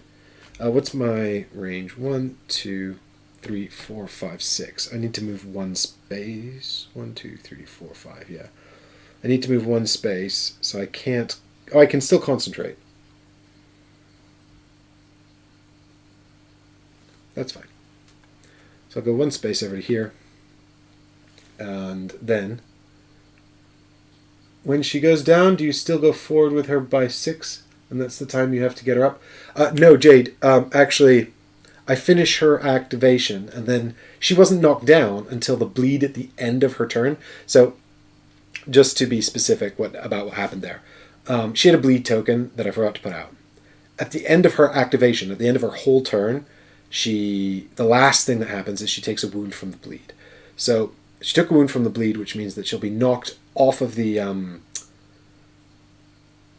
which means that she will go out of the quadrant she's currently in. So actually, it might have even been tactical for me to spend that final action point just waiting, because then I give the others more time to go and heal her. As it stands, I didn't, so we'll call that my mistake. But she's moved into the top part of her quadrant here, which I forgot to do because I'm so excited and making a live stream. But she moves into the top part of her quadrant here, and now if the minute hand passes her there, she's going to take a wound card from this deck here, a serious wound card, which is bad. So Vincenzo's got his work cut out for him. Fortunately, he's got range, so all he has to do is get close enough. He can see her because he's in line with the side of the building she's on, fortunately. Otherwise, he might be in trouble. Yeah, and then so long as she's knocked unconscious, every time the minute hand passes her token, she'll take a serious wound card, which can only be got rid of through superior healing in town. You can't get rid of them during a mission. And they're pretty bad. They're like, reduce action points and things like that. So I don't want that to happen if I can at all avoid it. And I think we also have to pay to get rid of them when we get back to town. Right. So 1 point with Rebecca, and then she's going to spend 1 point to concentrate. Yoink. And now we're going to blast this witch, Gypsy. Okay.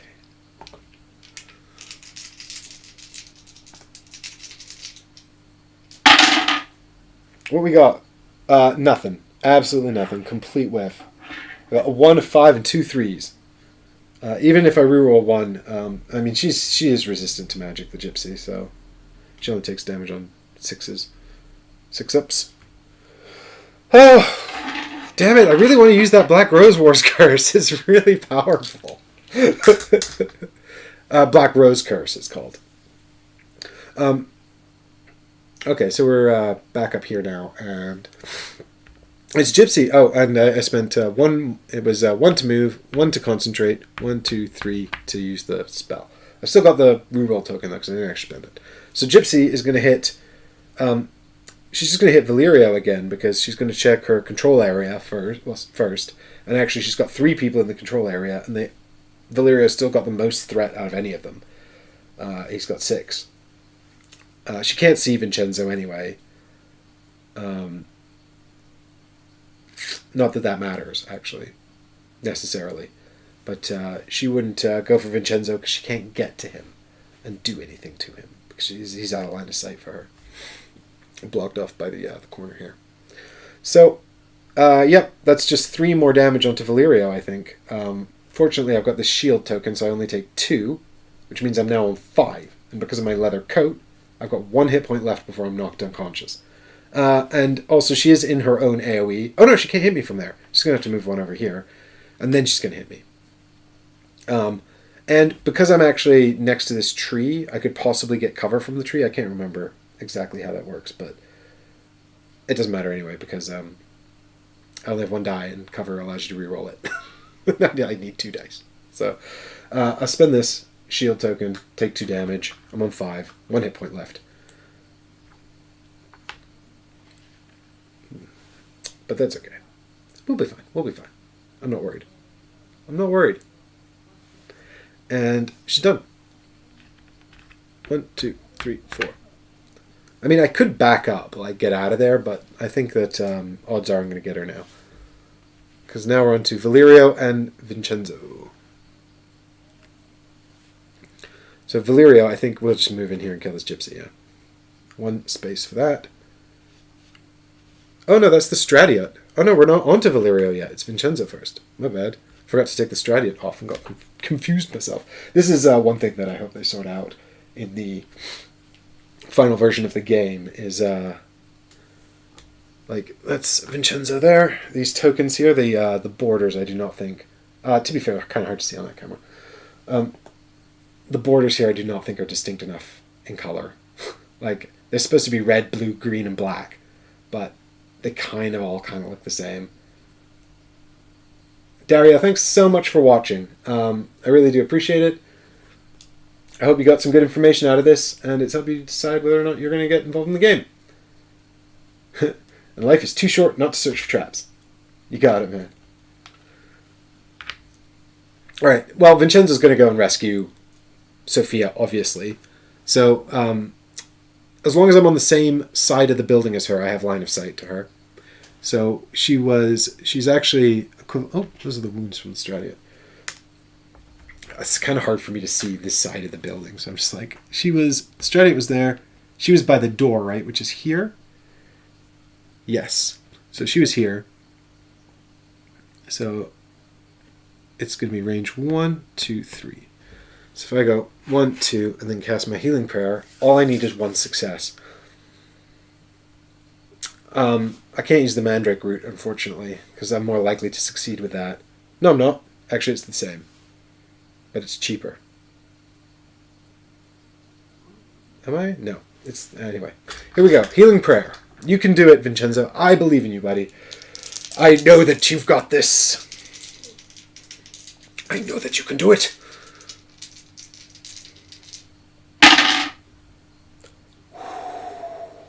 He blew it. It's a 1, a 2, and a 4. Oh my god. I'm so upset with him right now. How could you? How could you do that? You just needed 1 5 up. Oh no. Oh my god, he's been eating the Mandrake. Oh, do I have the sad trombone? Where's the sad trombone? I don't know if I've got computer music actually coming through. I should have put some music on. That would have been fun. I reorganized my hard drive and now I can't find anything. Oh no.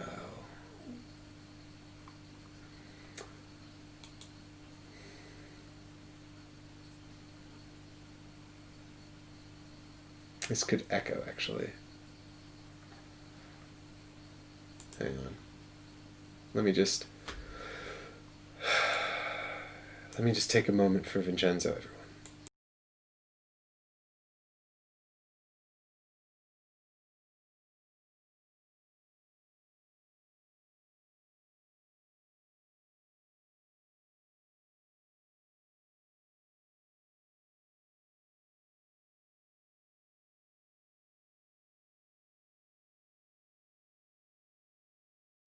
Twice. That's for Sophia.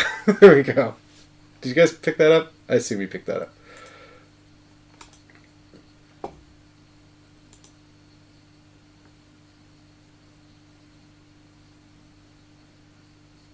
Yeah. The Valerio gets a shield every time. The Vincenzo doesn't get a reroll, so he's blew it. He blew it. He needed that. The odds were not in his favor. Yes, they were in his favor because he only needed one. So that was just a complete whiff on his part, I'm afraid. So he spent 5 action points doing nothing useful. 1, 2, 3, 4, 5. Thanks, buddy. And now she's going to take a serious injury card. Oh, well, at least we get to show you guys that. Now it's time for Valerio. Valerio, I really need you to kill this witch, because if you don't, she's going to kill you, and then I'm in real trouble. He doesn't get his reroll token, which is a bummer, but he does get his shield back. Because he needs to be in range 3 of someone. So he walks in here. He's going to smack the witch. He needs 1 4-up. You can do it! I believe in you, Valerio. And then we're all just going to stand around healing for an hour.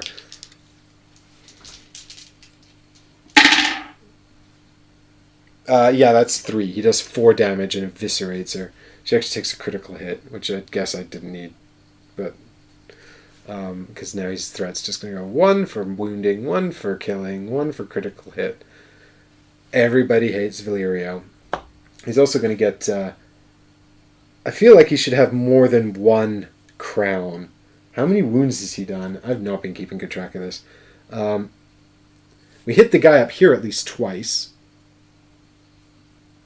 We killed that guy. That's 2. That's 3. And we've hit the witch twice. So that's 5. He should have like 5 crowns. I should use his ability. Okay, these are gone. His ability's okay. It's basically he does his... he spends 4 crowns, or 3 crowns. I think it's 3 crowns when he does his regular attack, and he can reroll like any number of the dice. So it's just a more accurate attack anyway. But Witch is dead! Sorry, Witch. You're a cool model, and I like your cards.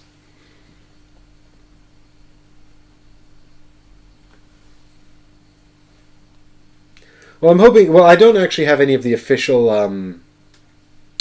The thing is, it's actually way easier to keep track of the crowns when you have the hero skill sheets on the table, because their abilities are written right here. Hang on.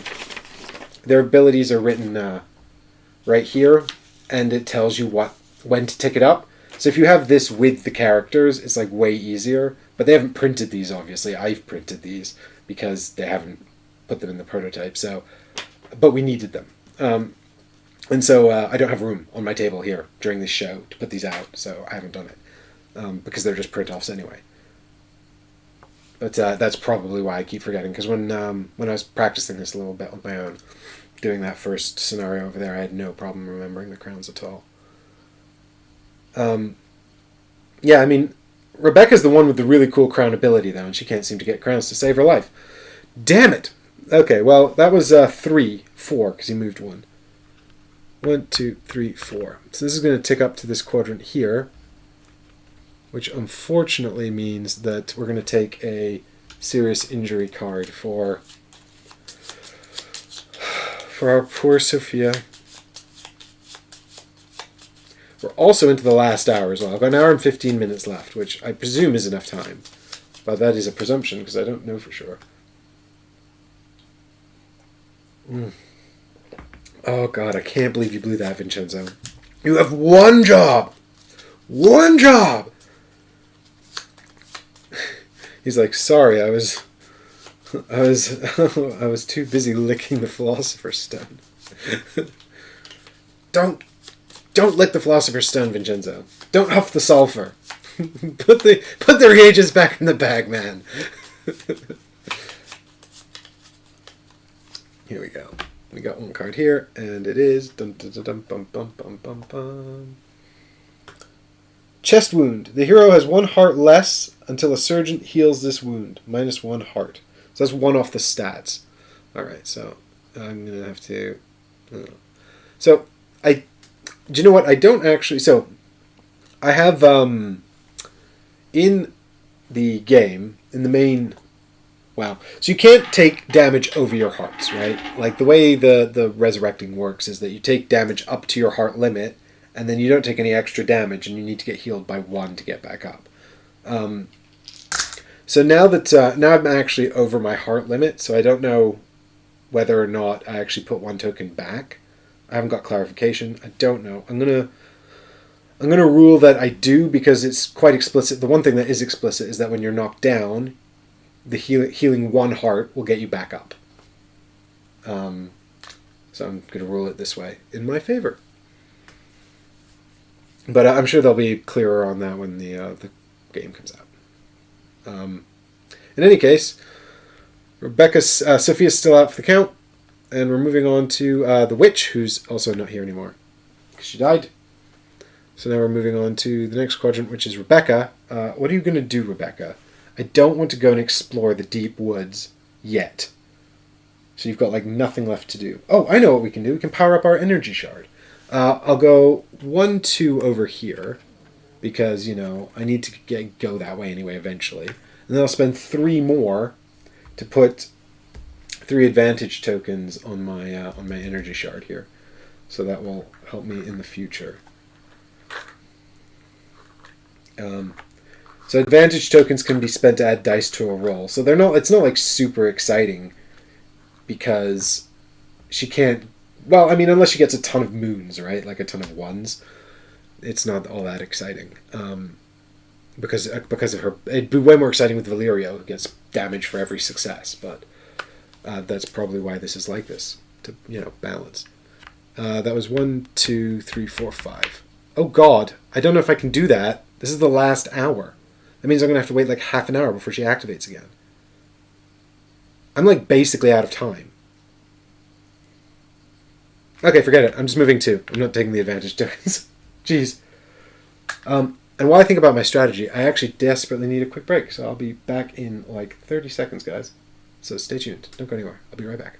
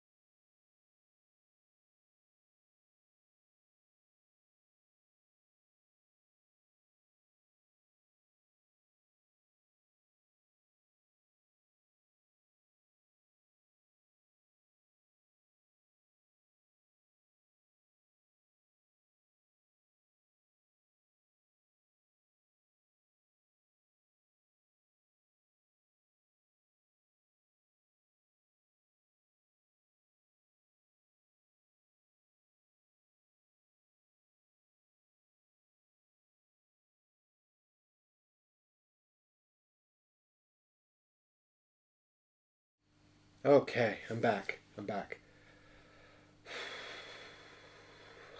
Okay.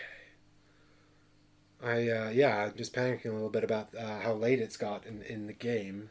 Not in real life. It's actually not that late in real life. In the game, it's super. I've only got an hour left, and I don't know what's coming next. So I don't know whether that's a lot of time or not a lot of time. But I think I've got to fight a big monster, and an hour doesn't seem like long enough. It doesn't seem like long enough. So, what we've got going on here is Rebecca's turn is over.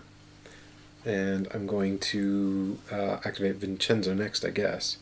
Because he's just got to get Sophia up. Because I don't really want to go exploring over here until I've resurrected her. I need Valerio to get... Actually, I'm going to just do him first. 1, 2, 3, 4. No, I'll do Vincenzo first so he can get out of the way. So we'll go... I'm going to go 2 down to here. And then...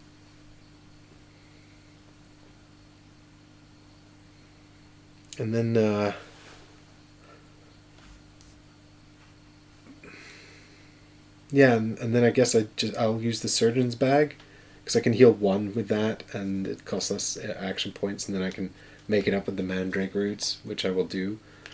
Although I need to heal Valerio as well. Good lord, he's so badly wounded. Oh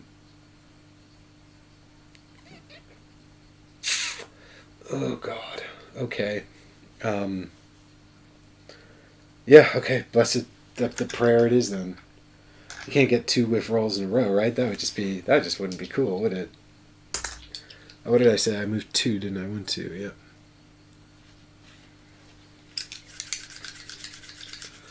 Okay.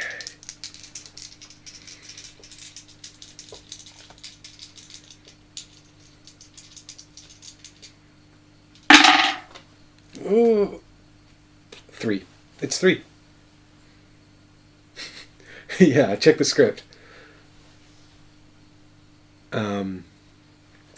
The script says heal 3, so I'm going to heal 3 off of Sophia, and she's going to stand back up. I guess she can just hang out there now. Maybe I'll do an aim, get some for whatever, because I'm kind of like looking, I'm kind of like well placed to sort of see whatever's coming down here, and I'm going to get the bonus range from being on top of the building as well. So maybe worth just hanging out there. And what's my range actually? It's with the throwing knives is 4, so it's 1, 2, 3, 4, 5. So I'll have range into whatever's here, if there's another tile coming out, which I assume there is, and I'm going to have to figure out how to live with that in a minute. But I'll probably get rid of the inn. I don't think we're going back to the inn. So that was 1, 2 movement, 1, 2, 3. God, he's only got like basically 1 activation left. So when she gets up, she comes back into the next quadrant, the next active quadrant. So the next quadrant to activate. So 1, 2, 3, 4, 5 from our man here, who's on death's door. 1, 2, 3, 4, 5. And then it's Rebecca, and I guess I just have to go exploring because I don't know what else I'm going to do, guys. Like, I'm going to run out of time. Everybody else is miles around the Horologium now. So I guess I'm going 1, 2 deeper into the woods to reveal the boss fight. I've got half an hour to kill this thing. Alright, I'm getting rid of this inn, I think. Well, let me just check the deck here. What is it, card 13? How have I missed these 4? What are these? What have I missed? Oh, I bet one of them is the gamblers in the inn. I'm never going to find out what that was. Is it a hard game? Define hard, Mumbass. It is not easy to parse, but once you get the hang of it, it's not too bad. I don't know how easy it is to win. Perhaps they've set up a scenario here that's very easy to win because, they want media types to like it. I don't know. Or maybe I'm about to lose and embarrass myself. Okay. How many actions was this, by the way, to investigate? 0. Okay. And how many did I use? 2. I used 2.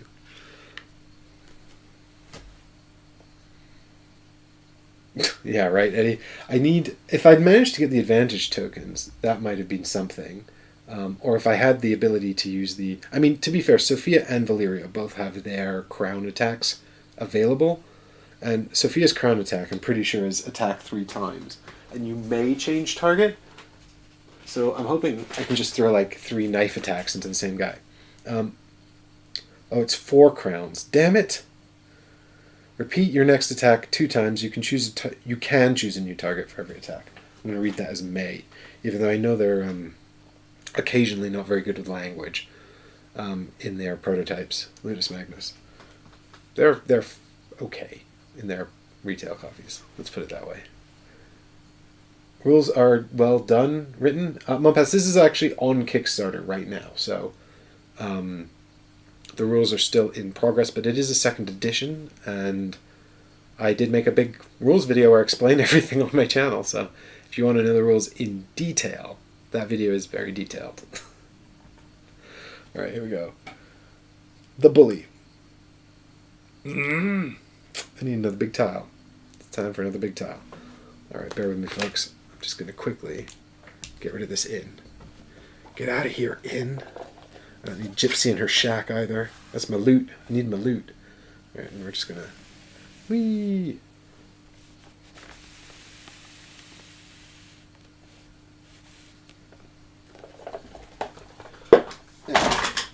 Uh-oh, the inn fell apart.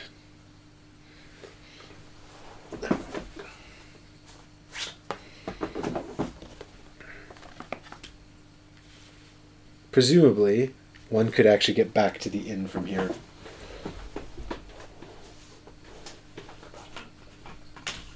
Ow, ow. I'm not as young as I used to be.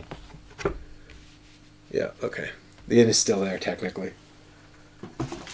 But it collapsed. I'm sorry, inn fell down. Was Science Emporium, did that have bad rules? I have a copy of that, which I've never opened. Just the core set, but I really wanted to try it. Okay, we got 3 trees.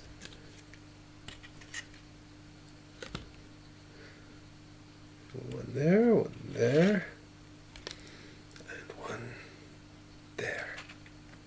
And we've got 1 bush here.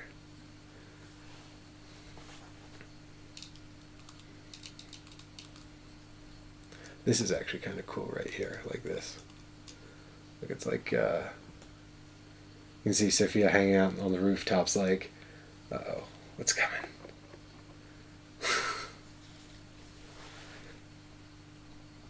Now I'll show you what's coming. Actually, there's 2 things coming. Oh, this is a fun surprise.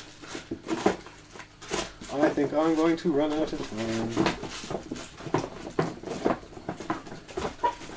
Presumably the threat is this thing though, right? Like not all of the enemies on the tile. So if I defeat the if I defeat the threat, I win.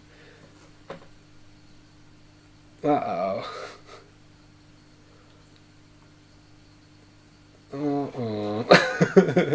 He doesn't look so bad.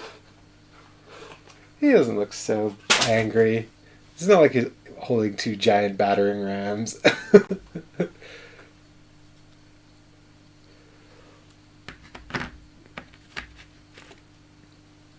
Uh-oh. I also have to randomly spawn another denizen of the forest type enemy.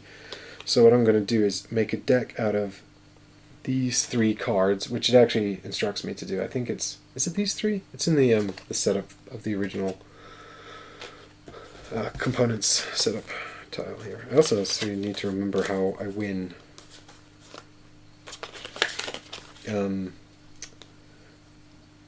That's in the components here, actually. It is the enemy cards for Stradiot, Hark, Vizier, Gypsy. Yeah, the draft deck is Spriggan, Fawn Warrior, and Witch.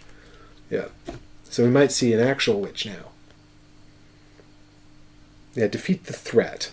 I'm just going to assume that whatever comes next is not one of the threat. So we've got 3 cards here. I'm going to give them a shuffle. We're going to deal 1 out, see what is supporting the big nasty man.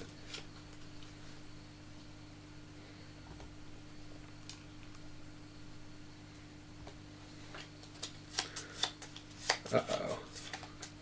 Uh-oh. He knocked down the inn and now he's coming for us. Alright, and he's going to be joined by...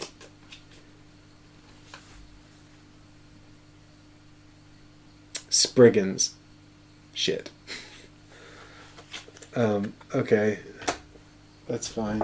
Spriggans have this special rule where if you would put out one, you have to put out three. So that's all the Spriggans just coming to join their big mate. Good God.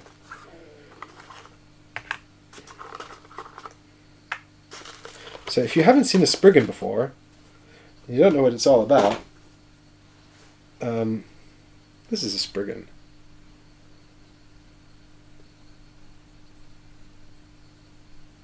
A little demon child that poisons you. And they all come into here like this. Ooh, this Spriggan's a bit light on his feet. He's just kind of detached from his base. That's fine. Okay. Problematic. Where do they live? I've made a mess of my table. Made a mess of my table. Here it is. Place one enemy, yep. So if you have the soporific incense, whenever the bully is injured, you can lower its physical or magical resistance. Ooh.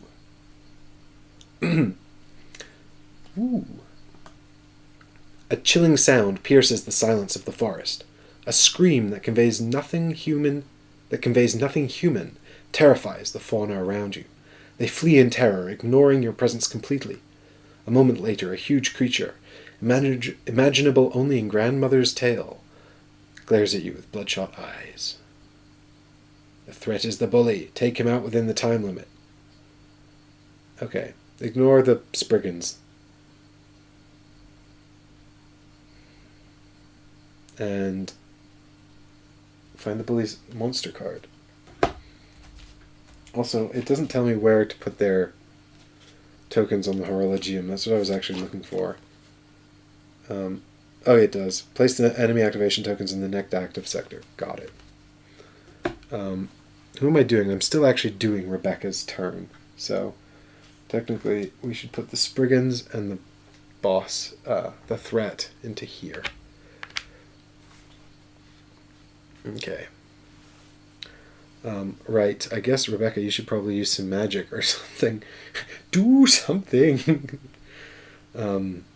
Valerio is like 1 health away from death as well, which is really not ideal. Maybe Vincenzo can just do a bit of healing. That'd be nice.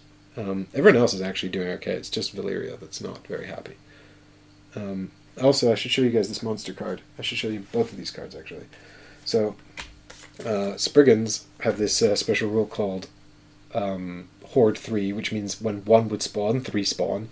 They've also got this special rule called Dodge, which means when you test against them, you have to reroll your highest success, which sucks. They're really hard to kill, and they have 3 hit points, and they poison you, so they can go to hell. I used their card in one of my examples in my rules video, so that's why I was reading about them, and I was like, these suck. I hope I don't get them. I'm like, I'll take the Fallen Warriors and the Witch, anything else, really. And then there's the Bully. So he's got Rapidity 6, which is crazy. Control Zone of only 2. He's not got a lot of magic resistance, so I'm kind of hoping here that Rebecca can do something useful. He's got Charge, which I think means that he can move... Like, if he moves into range to hit someone, then he can do a free attack, like he doesn't need to use the 3 action points. I'll double check that. And he's got Stun as well, which means that when he hits you, he assigns you a stun token, and at the beginning of your turn, you have to spend 2 action points to remove it, I think. I'll double check. That might only be how it works for enemies, actually. Oh, let me confirm. All these new and exciting enemies.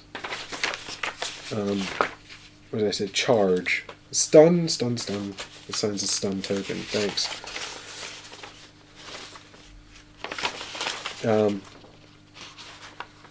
So stun on heroes. A stunned hero must move their activation forward 2 quadrants on the Horologium. Okay, so you just move 2 quadrants on the Horologium. Okay.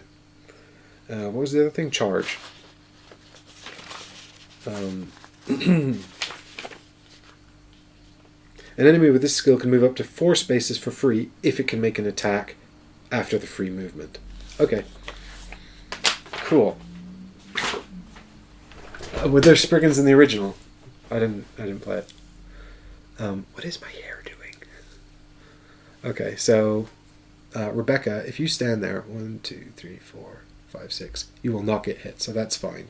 She spent 2 already, so I think we spend 3 more and just shoot at him and hope we kill him, or we spend 3 to charge up the energy shard.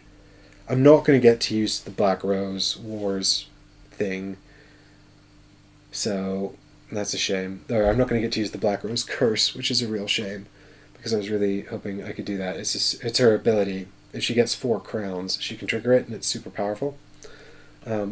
I really need him to move before Sophia, and it's just worked out that way, which is actually great. So he's going to walk into range of Sophia.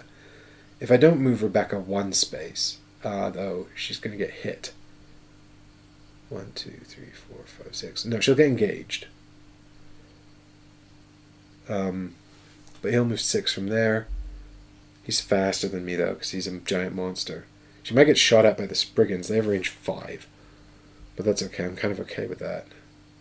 I just don't want her to get pummeled by that thing. How many turns do I reckon she has? I mean, if she attacks now, she's really only got 1 more good turn in her. Because there's only 6 quadrants per side of the clock. Well, she's 1 more good turn, 2 more, because I suppose I can go past 4 o'clock, provided the minute hand doesn't go past 12, right? Like if I activate here, when the minute hand is here, and finish the mission, presumably that's okay, because the minute hand would never get to 12, right? I think we blast it with magic, because that's how we win. We kill it. Okay, I've got to reroll on one of these if I need it. Double 8s, double 1s, come on. Now is the time. Now is the time. Oh, I got an 8. I got 8 and 2 5s and a 2. What is its magic resistance? 4. Well, that's 3 successes. So it takes 2 damage. Cool. It's only got 8 hit points left.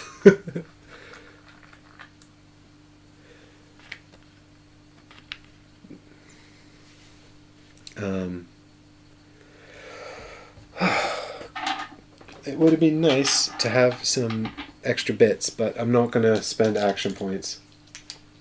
Yeah, lower its physical, do you think? I suppose that's probably wise, because I'm the only one that does magic. Yeah, okay. I don't have a token for that or anything. So we all just have to remind me, chat. Remind me that its physical is down 1. Thanks for watching, Ninjobble. Thanks for watching, man. And good luck. Okay, so now we're activating the next quadrant, which is going to be all the enemies and Sophia.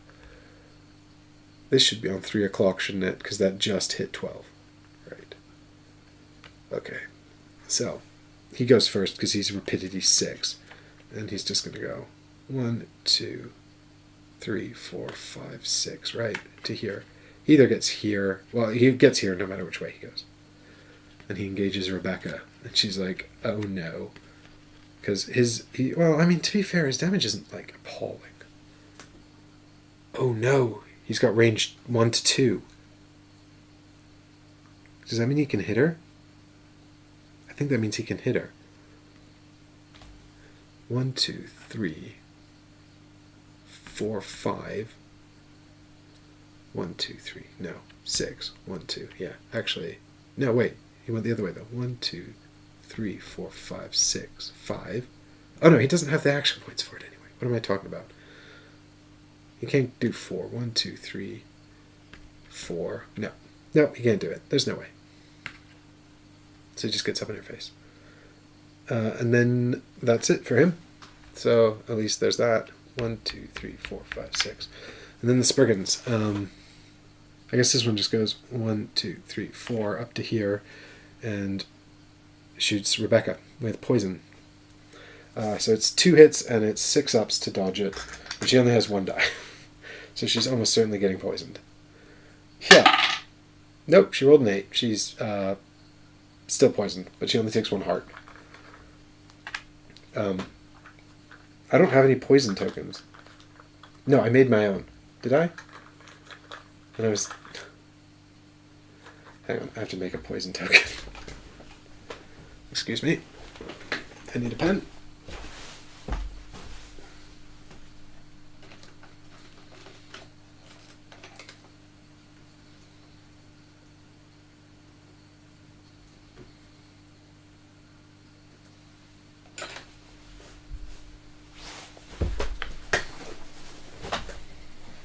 There you go. That's pretty clear, right?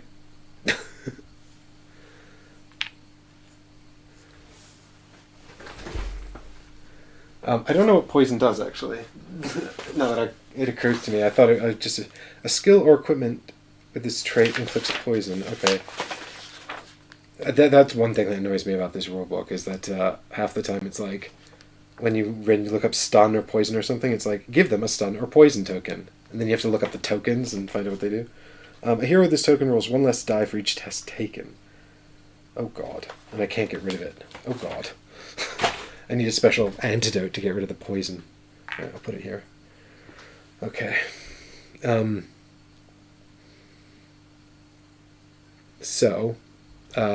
it's this guy. 1, 2, 3, 4. 1, 2, 3, 4. Yeah, so he's going to shoot at Rebecca as well. I guess I can't be double poisoned though, right? Because if it's binary, can you be poisoned? I guess you can be poisoned twice.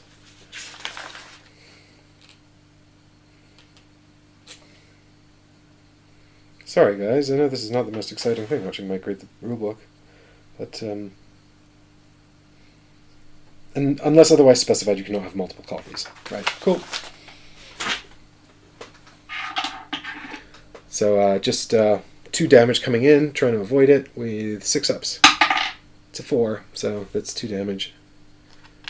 Okay, I hope this last one can't get to me. Oh, I totally can. 1, 2, 3, 4. Oh my god, I really hope he doesn't down me. Jeez, I did not count on that.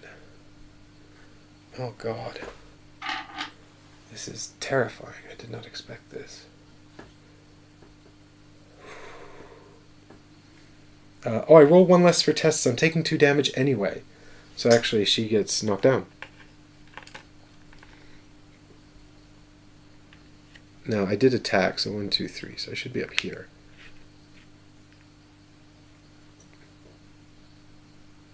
Yeah, because I was there. I went 1, 2, movement, 1, 2, 3 with the attack. Yeah. Alright, and that's it for Spriggans. They murdered my mage. 1, 2, 3, 4. Jeez, they suck. And now it's Sophia. And I guess Sophia's going to just take aim and throw throwing knives at the bully. That's 4 action points. If I hit, I'll get a crown, which means next time I can activate the blade fanfare and fire...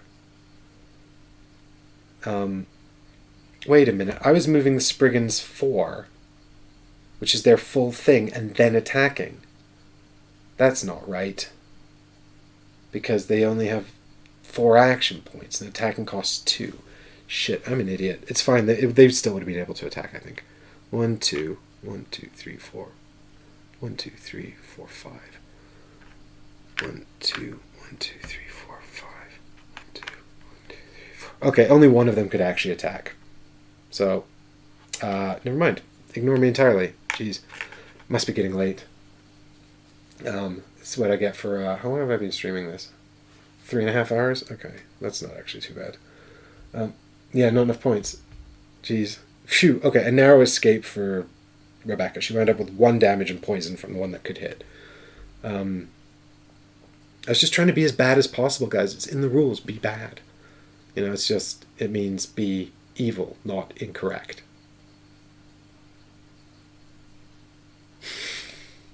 I thought that was funny. Okay, so yeah, I'm just going to go aimed, because that's going to be 1, 2, 3. 1, 2, 3, 4, 5. Yeah, and I'll get to shoot him again, actually. So if I can hit him with this, I can hit him again with the blade thing before he actually activates again. Because I'll go 1, 2 to aim, 1, 2, 3 to attack. So provided I survive the Spriggans. Oh, but am I in range? 1, 2, 3, 4, 5, 6. Shit. I'm not in range. So I can't aim. I can either move and attack, or aim and not attack. God damn it, I'm on the wrong side of the damn house.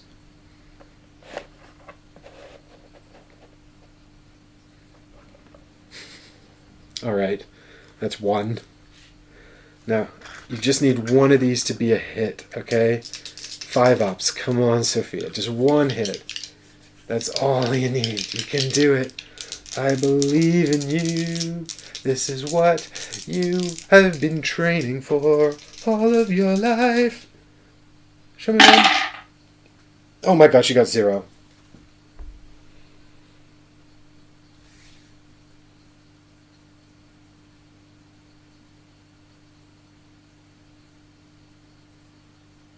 I'm just going to sit here and look sad. This is so upsetting. This is so upsetting. Oh, I'm not going to get to use the blade fan either. These heroes suck. Oh, God. This was your big moment. You need to kill the bully. Instead, you're doing nothing.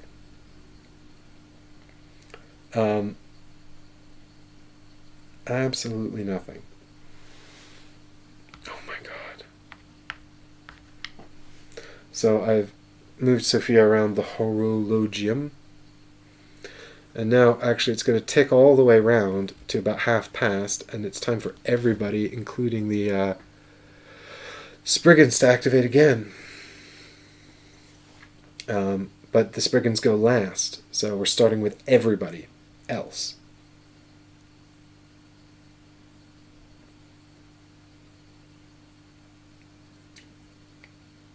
Valerio, if he gets anywhere near that thing, is just going to get murdered by it. It took 2 damage, didn't it? So that was actually from Rebecca, so she should have taken 1 more threat for that, but it's not going to make a difference. Man, I wish I hadn't... Oh! Its physical resistance was reduced by 1 to 5. I accounted for that. It's still a complete whiff. God damn it. God damn it. This is so annoying. Okay. We only need to do 8 damage. That's plausible, isn't it? Well, I think that Rebecca's probably going to get smashed anyway, because she can't get away from it. It can move up to 4 and do a free attack. So I might as well just, like, grab the energy shards and try to blast it with magic again and lower its physical resistance 1 more time. Yeah, I gotta fire everybody. They're not, Sophia is not pulling her weight. I'm significantly unimpressed with her. So I'm going to spend 1 action point to put a advantage token on the energy shard and another action point to add it to here, which will move me on 5, which means I'm actually 1, 2, 3, 4, 5. I'm here, so on the off chance I survive, which I won't, I'll have 1 more turn before the game ends. But it's possible, I guess, that... oh, I lose a die, though, actually. So I'm on 4 anyway, because of the poison. Yeah. But the Spriggans will probably come and kill me. Maybe Vincenzo can resurrect me. I'm half tempted with Vincenzo to just run up and smack the enemy, though. Just try and do more damage. Anyway, right, so its magic resistance is 4. So here we go. Oh, she should be on 3. I mean, to be fair, actually, if she can get this spell off, she'll get to 4. There's a chance that she'll get knocked out by everybody. If Vincenzo survives long enough to bring her back, she could come back in the final quarter and use the Black Rose Curse and kill the beast. That is a possible situation. I mean, the fact is that Sophia, provided we don't all three of us get knocked out, right? That's the big danger. Everybody gets killed. Valerio is like, really, I don't know what to do with Valerio. I'm probably just going to... actually, there's a problem. What am I going to do with Valerio? He's got such high threat. If he moves anywhere close to there, he's immediately going to die. I guess Vincenzo just runs over and heals Valerio for everything. And Valerio then can run in, survive a turn. He'll soak up all the damage from Rebecca anyway that she would take, and then hopefully he'll get one good hit in. No, Jade, in this version of the game, if you have 3 characters knocked out, you lose. Yeah, 3 go down, you lose. You can have 2 down. Alright, here we go. This is Rebecca's magic. 1, 2, 3, 4, 5. Yeah, it doesn't make a difference how far Valerio moves, really. Yeah. The danger is that, actually, if he goes too close... Actually, he doesn't really want to go too close. Yeah. Ugh, this is going to be tough. Okay.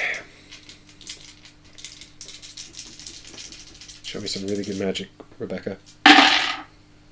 Well, there's 2 successes in there, and a 1. Actually, that was really good. I'm actually impressed. So she's done 3 damage, which is really quite decent. She might die and never come back, so I'm contemplating rerolling the 2. But actually, it's only valuable if it becomes a 1, so I'll just keep the reroll, just in case. 3 more damage onto the creature, so it's down to 5. So, that's something. Good job, actually, Rebecca. I'm actually impressed with you.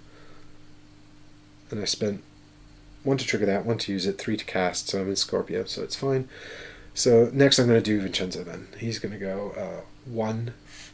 No, he doesn't. No, I'll start with Valerio, actually. So he'll get his reroll from being close to his friends. And then he's actually just going to go like 1, 2 to here. So he's kind of like ready. No, he needs to stay next to Vincenzo. So he'll go 1, 2, 3. I think... Actually, if he goes just 1 to here, he can activate... No, because then he won't... Yeah, he won't... Oh, no, because the Spriggans are in my quadrant. I'm trying to remember. The hero synchronization rule is that you have to be past enemy tokens, right? There can't be... Yeah, you have to pass the next enemy token. I presume that means the next... yes, I have to use 2 actions, actually. Yeah, so he needs to... He'll go here and stand in front of Vincenzo. And that's 3. 1, 2, 3. And that's it. That's all he's going to do. So at least he'll get to activate again fairly quickly. And Vincenzo then is just going to do 2 things. He's going to use the healing prayer to try and heal Valerio. And then he's going to actually use the surgeon's kit as well to do the same thing, and that'll be 5 for him. But I just want to keep Valerio alive, really. It's time that's sort of an issue. But Valerio, because I've hit the bully again and reduced his physical resistance again. He's now only got physical resistance of 4. So Valerio, using his perfect strike, because he's got his 5 crowns, using his perfect strike, could feasibly actually, with 4 hits, just kill it. You know? So that's sort of the plan. We'll see if it works out. Wow, 0 successes. You're just the worst, Vincenzo. I rolled 2 2s and a 3 on 5 ups needed. You're just the worst. You're the worst. Alright, use this. I use the surgeon's bag. I swear to God, if you don't pull this off with even just 1, Vincenzo, you've actually lost me this game. 3. He got 3. This is the one where he needed 1. He only needed 1. He needed any 3 last time would have been... Oh, God. Oh, God. Hey, did I get loot for killing the witch? I didn't, did I? This is important. I'll explain why in a second. The gypsy, sorry, not the witch. The gypsy. Where did I put her card? I did. Did I? Do you guys remember if I took loot for killing her? I don't think I did, because...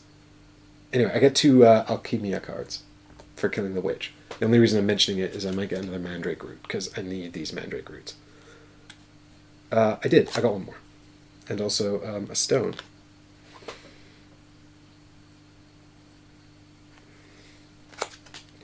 Okay, so I'll give up all the Mandrake I have, which is another 3 hit points, so that's 4 on Valerio. And then... And those go back into the discard. They're not mine anymore. Well, that's something. And you're done. You're done. 1, 2, 3, 4, 5. And then it's Sophia. My most disappointing child. Well, I'm going to take aim and throw my daggers at the guy. And if I get 4 successes, he dies. So that would be great.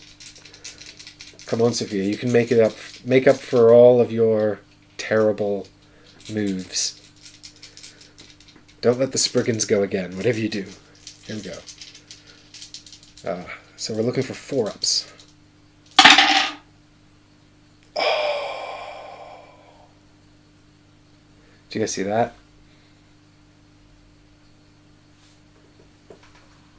That's a 5, a 4, a 7, so that's 3, and then it's a 1, which has the moon on it, so that's a bonus wound, so that's 4, which is a critical hit, so that's 5.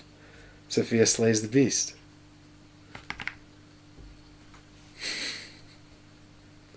She did it. Haha, Valerio, you didn't even need to do shit. I win. What's my prize? What's my prize? Oh, actually, I think there is a prize. Hang on.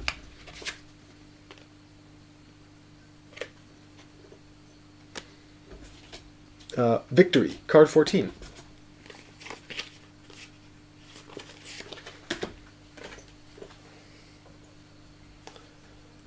The fight was brutal, but you got the better of the strange creature, managing to put it to flight. You still cannot comprehend what you've seen. It will be hard to make yourself believe it actually happened, let alone convince the church.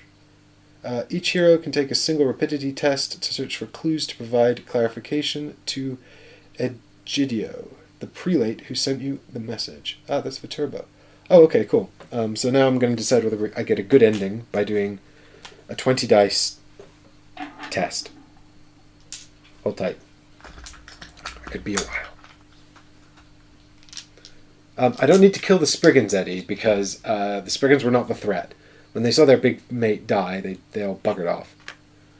Although, actually, I think I was not in a bad place to fight the Spriggans, really. Everyone was actually on 1 wound in the end. Despite Vincenzo's terrible healing, they did all right. But no, the objective was to kill the big guy, so when he fell, I won the scenario. This is 8 out of 20 dice. Okay, I'm going to roll these twice and then 4 more.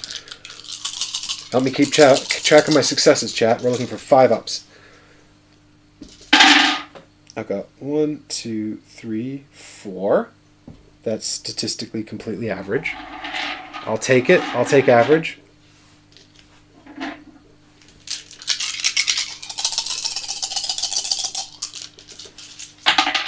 Oh, there's one in there I didn't get. 1, 2, 3, 4, 4. 4 again, still average, so that's 8. And then I get to roll 4 more.